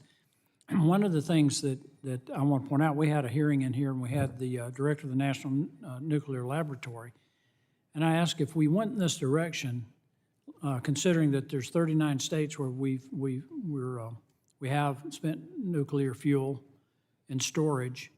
I asked, had he run the calculation to determine how long we could operate power our country with the spent fuel rod, spent fuel, and he said that he had actually run the numbers. Do any of you have a hazard, a guess, how long we could do that? I think it's pretty hard to put a number on it. It depends on the type of reactor as well. The numbers that you're using, 96%, 96% of it is reusable, but of that 96, there's only a couple of percent that actually generates fuel in a conventional reactor. So it actually has to be topped up with a little bit of fresh. But advanced reactors or fast reactors are able to harness the energy in the rest of the 96 and to even perhaps get rid of some of that 4%. So there's a higher efficiency. It would take a significant number of fast reactors to work through the spent fuel that we have currently, but that opportunity, I think, is there to work that off over a long period of time. His response was he thought it would last 100 years, which I think that's part of what we need to take into account. And your point, too, you would have to have additional fresh fuel into the mix to make this work properly. But the point is that we can build these. They have an operational life cycle of minimum 40 years and could operate much longer than that. And they operate 24/7, providing reliable fuel. And they're only shut down when you're doing maintenance on a reactor. If this was Dr. Gaheen from Idaho National Lab, he might have talked about technologies that Idaho National Lab pioneered, which actually, through use in a fast reactor, would consume most of the long-lived products in the fuel, generating a waste product which would decay below the level of natural uranium over a span of about 400 years. So the lifespan of the waste product itself that would come at the end of that process would be much, much shorter lived than what we currently face. Yep. Well, Mr. Chairman, my time has expired. I yield back. Thank you, the gentleman. I now go to Mr. Sarbanes for 5 minutes. Thanks very much, Mr. Chairman. Thank you all. Chairman Hanson, just wondered before I get to my main question, if you could speak, if you are able to the safety activities that NRC's undertaken recently in Maryland around the safety of the Calvert Cliffs plant, and just be curious how that's going in your view. Congressman, I'm sorry, I don't have a lot of the details in front of me on the specifics on Calvert Cliffs. I'm happy to get back to you for the record or reach out to your office. Appreciate it very much. Yeah. So we've had a lot of discussion of the Part 53 draft, and there's some concerns about the input and so forth that has happened around that. Could you just, for my benefit, because I think it's been assumed a lot in the conversation, describe what I think it's 2 frameworks are that are contained within the draft A and B? What are they? What are the differences between the two? What are the implications of that for the process going forward? Yeah, I'd be happy to. I'll do it as briefly as I can. Right. Yeah. Framework A is based on the industry-developed, what they call the licensing modernization project, which is really where risk information takes kind of a leading role. You've got, if you're a vendor, you've got sufficient information about your design. You can conduct those risk analyses to identify the most safety significant aspects and then present those to the NRC. In Framework B, it is more traditional approach like what we have in 50 and 52, but with a lot of the light water reactor specific elements kind of stripped out. It is more deterministic. It recognizes that, maybe you don't have that super detailed design or you don't have a lot of that extra scientific information, so we're going to build some extra either operational requirements or physical envelope around that reactor to ensure safety. There's a third little piece of that. It's kind of Framework B light, which is really for microreactors as well in there. Okay, and can you describe where you think ultimately, to the extent you can, this whole new frontier around advanced reactors is taking us? What is the what's the portfolio going to look like between the more kind of traditional approach that we've seen in terms of nuclear capacity and the space that will now be occupied, and I assume it will be a growing space occupied by these advanced reactors. What's that look like, assuming all the regulations go the way they should, or you hope they do, and the trajectory rolls out over the next few years, 10, 15, 20 years, if you could look forward, what's the broad portfolio look like in terms of the relative,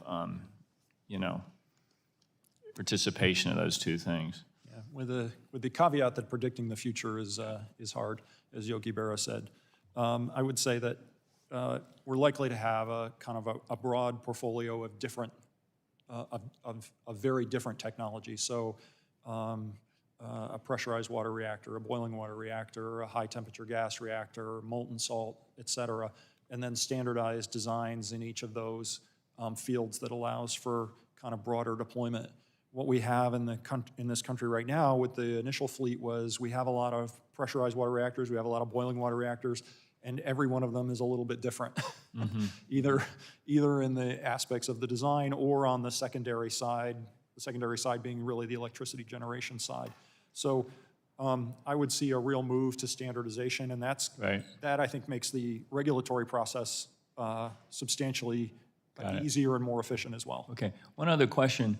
How does our progress in this regard compare to what's happening with peer nations around the globe? Do you see us moving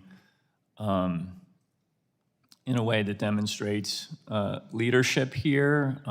Just describe the larger ecosystem in which you operate.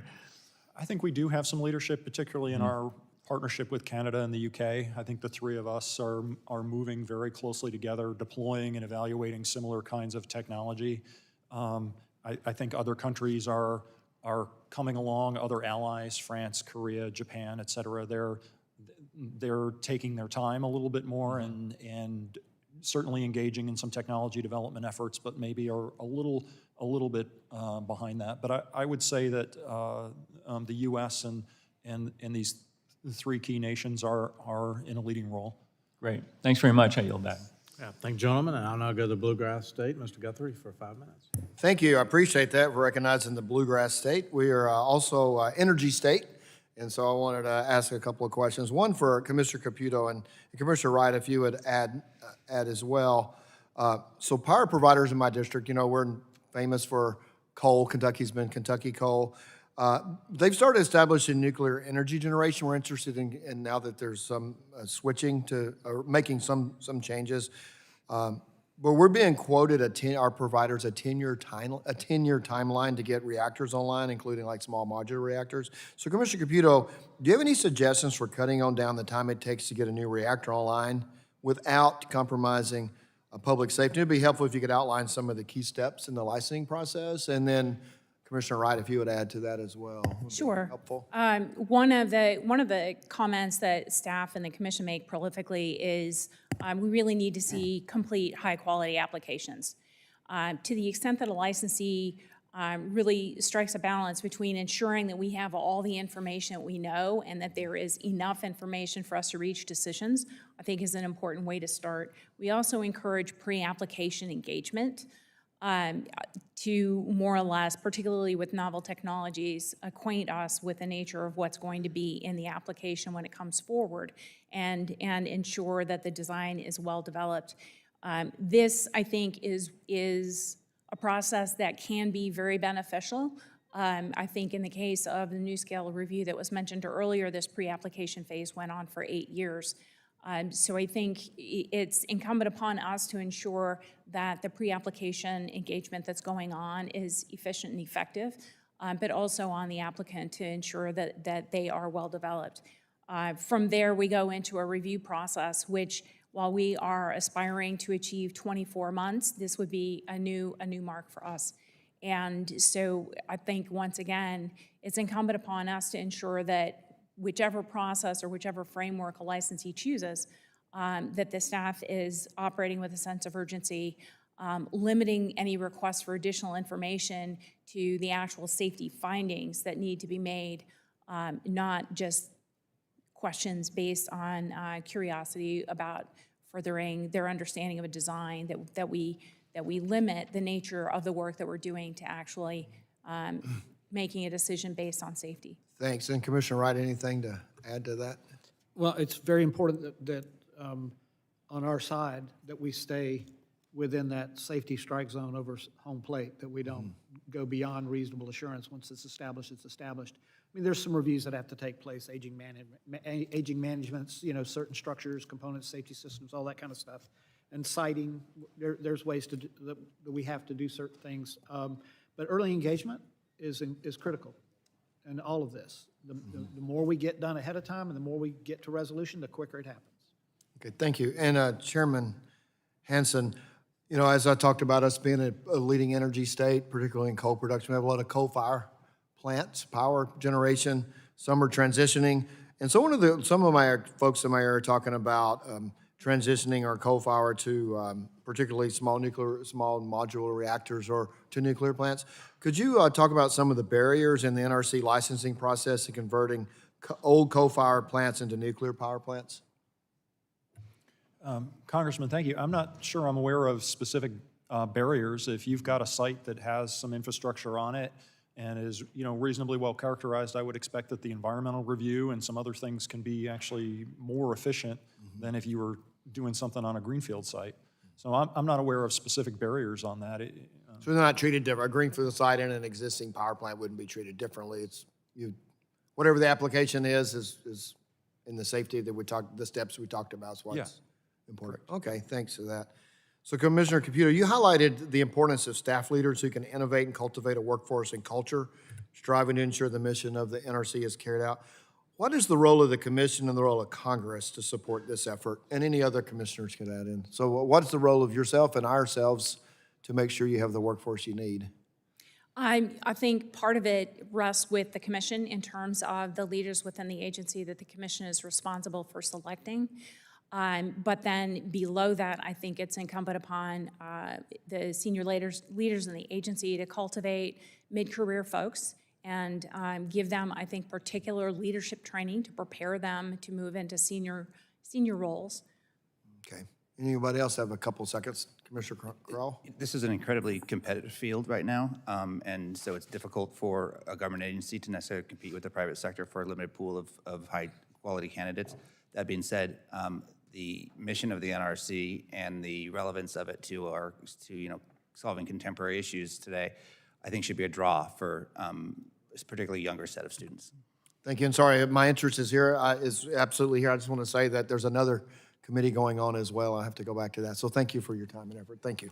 I thank the gentleman, and as an honorary Texan, I start to realize how many Texans we have on this committee. I'll go to one now. Mr. Pfluger's recognized. Thank you, Mr. Chairman.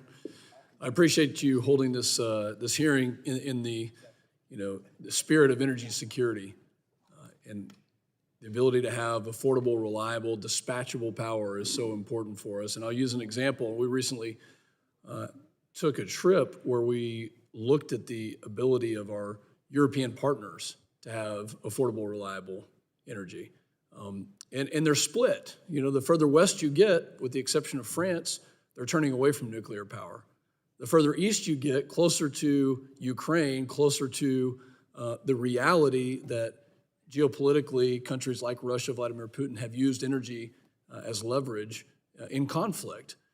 The Czech Republic, Poland, and these types of countries are completely turning towards nuclear because they understand it. And my concern, and by the way, let me give a shout out to Abilene Christian University. The research that they're doing is just phenomenal. I'm not too far away from them, although not in my district. 90 miles south is my hometown, and I'm very proud of the work that they're doing. I'm worried about keeping up with technology. And Commissioner Caputo, you put it very nicely, and you stated some hurdles that we have and the emerging technologies and the ability for the NRC to keep up with those technologies. Do you think we're up for the challenge? Are we going to meet the speed of relevancy to compete worldwide? I think with increased innovation in our procedures and processes, with strong leadership and benchmarking and metrics to track our progress, I think those are key tools to doing exactly what you've asked. I think the expectations that Congress has put on us are very important. I certainly feel a sense of urgency for meeting that. I think one of the most compelling numbers that I've seen lately was just this week, where China and Russia together comprise 70% of the new reactor business happening in the world, and I think that's a very sobering statistic. And a lot of that, the attractiveness for doing business with those countries lies outside the regulatory realm in financing, et cetera. So our piece of helping America be competitive strongly rests in safety, solely rests in safety. But the more we can do to create timely reviews and ensure that the world can see that the technologies we have been approved by the regulator and put into operation, I think builds confidence in countries that would do business with us, that we really do have the best options in terms of technology, and that they're proven by construction and operation here in the U.S. Well, I couldn't agree with you more. We need to export our technology. We do it better. We do it more efficient. We just know this better than anybody else. And you do play a very important, not the entire role, but a very important role in this. And this committee under Chairwoman Rodgers' leadership is going to tackle the rest of those issues that are preventing us from delivering it here and having that affordable, reliable baseload power, but also getting it to our allies and partners like Poland, like the Czech Republic, like people who are right next to conflict zones or who know this business. Commissioner Crowell, you mentioned something that has me very concerned about the waste management site, WCS, doing more in Andrews County. And actually, I disagree with that. And I heard discussions about safety, and I've heard discussions about stakeholders. And Chairman Hanson, I'm going to ask you a question here in a second, but I don't think that the process that we went through in Andrews County actually took into account stakeholder community interaction to the degree that it should have. We have low-level waste that's been there for a while, but the community there and the fact that we have the most prolific oil and gas production region in the entire country, probably in the world, I think deserves a permanent solution. We don't need an interim solution. And I know this committee has been asked about that here. Chairman Hanson, do we have a permanent solution in mind? Because that part of the world, we have to be very careful about where we're putting high-level nuclear waste. And I personally am not in agreement with doing more, as was suggested. We need a permanent solution. Yeah, thank you, Congressman. I certainly understand the concern of communities who may be hosting interim storage facilities about those being de facto permanent facilities. And so part of the overall policy need in the U.S. And for Congress and other parts of the executive branch is to formulate that policy, that permanent solution, that then the NRC can come in and evaluate the safety merits of that particular solution. We would like to see that. It's very important to my district. It's very important to that area of Texas. That the state of Texas has spoken loud and clear about its view on not having that as a permanent site, and a 99-year lease is not interim, in my opinion. That is very much a permanent thing. Mr. Chairman, I yield back. Appreciate the gentleman. I now go to Ms. Fulcher from Idaho. Thank you, Mr. Chairman. And to the committee, this has been an educational hearing for me. And something kind of impressed me a few minutes ago. And I looked up the mission statement that you operate on. And I'm abbreviating, but basically it says to license, to regulate, to protect public health and safety. There's nothing in there about anything about efficient development or use. Now, Mr. Hanson, you said a few minutes ago it's part of your principles. It's not part of your mission. So if I got to ask a question, is any kind of efficiency or development important to you? Is that part of what you do? And if so, give me an example. Yeah, it really is. I mean, on offices all over the building, we have posted our principles of good regulation, and not only what the words are, but what they mean underneath. I think a good example of efficiency is the Kairos construction permit that we just issued, that we're issuing today, the safety evaluation on that. We did that 3 months ahead of schedule. We were able to track our progress on that and identify and resolve the safety relevant issues Okay. very efficiently. So in my state of Idaho, we've got the Idaho National Lab. Ms. Caputo, I understand you spent some time, or you worked there at some point in time. In discussions with them and stakeholders, there was 3 suggestions that were brought forth that we attempt to try to promote.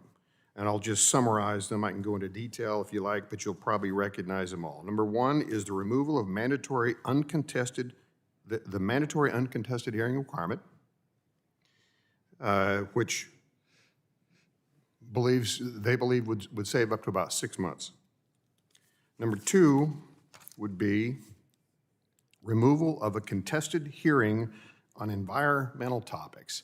The specific one has to do with the NEPA review, which turns into a series of lawsuits, the analyze, paralyze point of things, or at least restructure that so that the contested hearing on the environmental is at least different. But that's the second recommendation.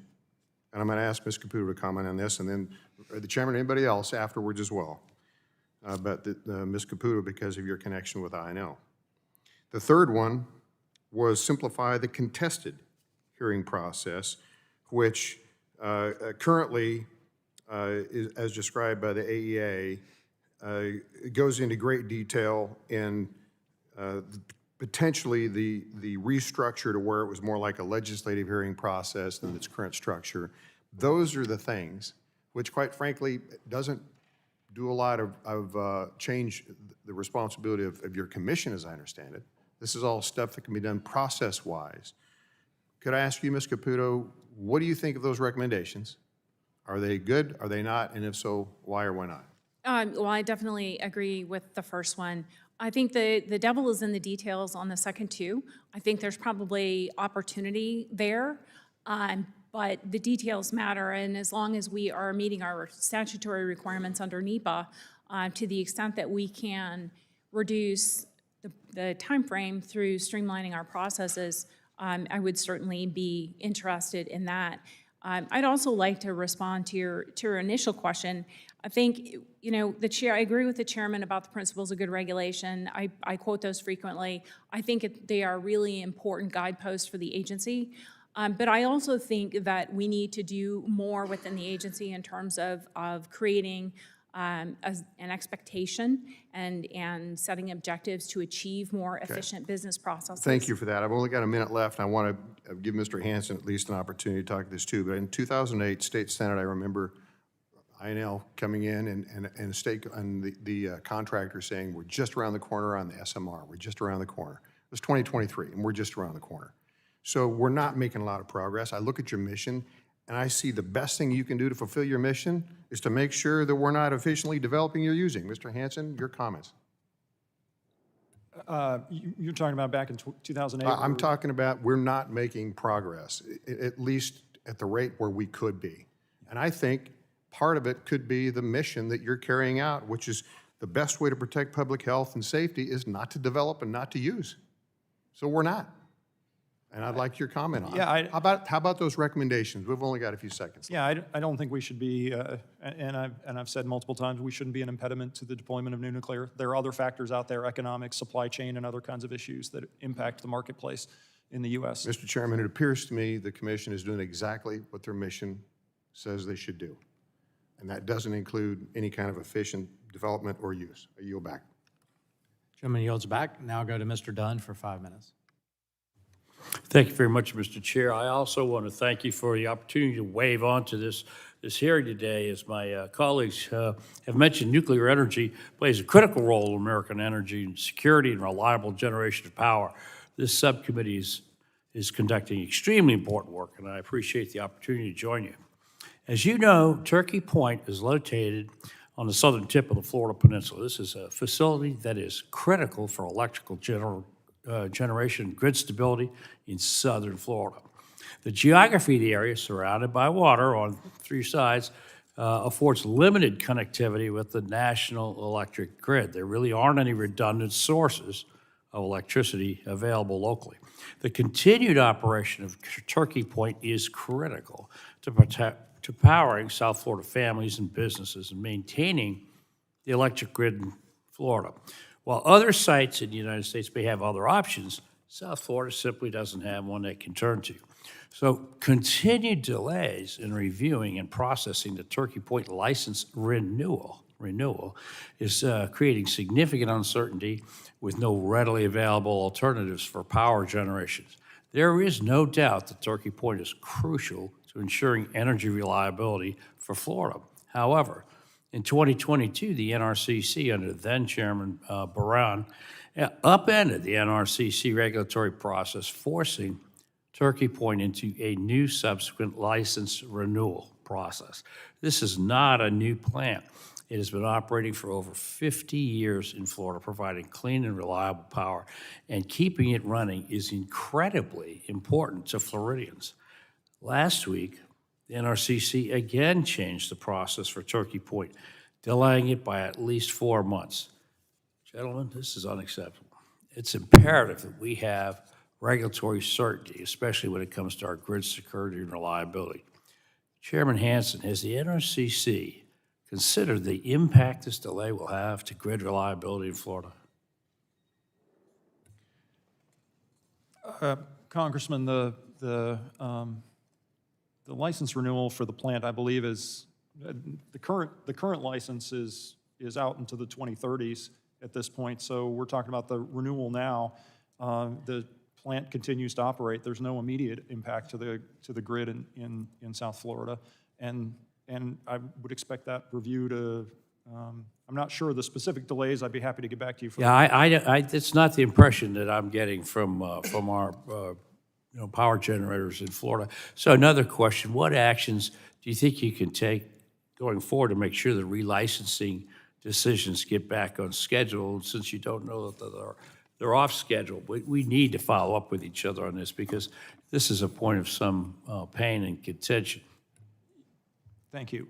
No, I think we can and we should get more efficient on subsequent license renewals as we go through these. And I do agree that we need to risk inform that license renewal review process. Did you have some input? Yes, I won't comment on Turkey Point in particular because it's the subject of an ongoing adjudication. But in general, when it comes to subsequent license renewal, the process that Turkey Point is in, license extensions fundamentally hinge on aging management. And aging management programs have been established and in place for decades, and we have significant experience with them. We're under the impression you keep changing the rules of the game. That was on the environmental review side. I believe personally that going forward with subsequent license review, given this experience and the established timeframe that these aging management programs have been in place, we should be able to achieve significant efficiencies in subsequent license renewals. Well, I would certainly like to see that happen. So, Mr. Chairman, what I'm looking for is a commitment that no more delays in relicensing this plant as long as it's performing as per specs. I'm happy to commit to no additional delays. Thank you, sir. You may expect to be hearing from other members of the Florida delegation, I'm sure. With that, Mr. Chairman, I yield back. Gentleman yields back. Now we'll go to Mr. Carter from Georgia.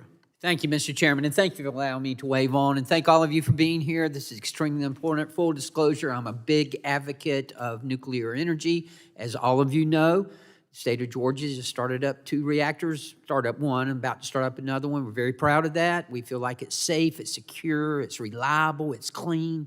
We're just very proud of that, and I'm very, very happy that my state continued on with that, albeit through, obviously, as you're aware, a lot of obstacles. But nevertheless, we got there. I'm also encouraged by recent steps that the NRC has approved, and that is the first advanced SMR nuclear design and breakthroughs in fusion. All of those are encouraging to me. So I'm excited to be quite honest with you about what the future holds. And I see Europe, and I've been to Europe, and I've been with the Conservative Climate Caucus and witnessed what I've seen over there. Unfortunately, they've made some serious errors in that they've allowed their policies to get ahead of their technology.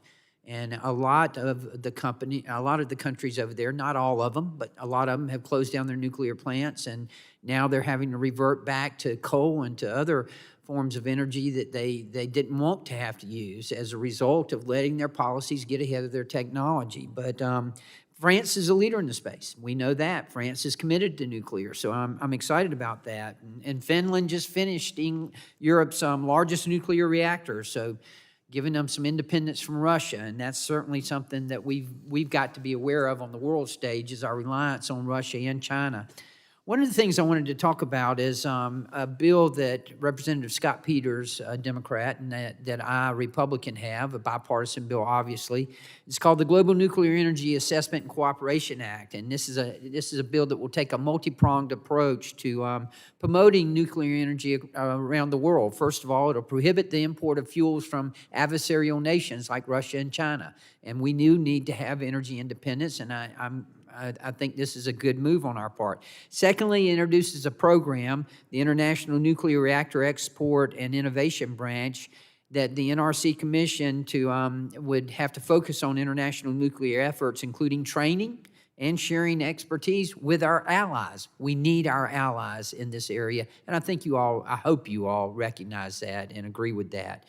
It would inspire coordination, research, and development of the U.S. and our allies so we can create a safe and secure world and have energy independence without having to depend on our adversaries. So I wanted to ask you, Commissioner Hanson, there's a growing appetite for nuclear power around the world, and clearly we'd much rather help provide our allies than Russia and China, who will use them as leverage, and we've witnessed that with Russia already. How does having a robust international market for nuclear technologies benefit the American nuclear industry?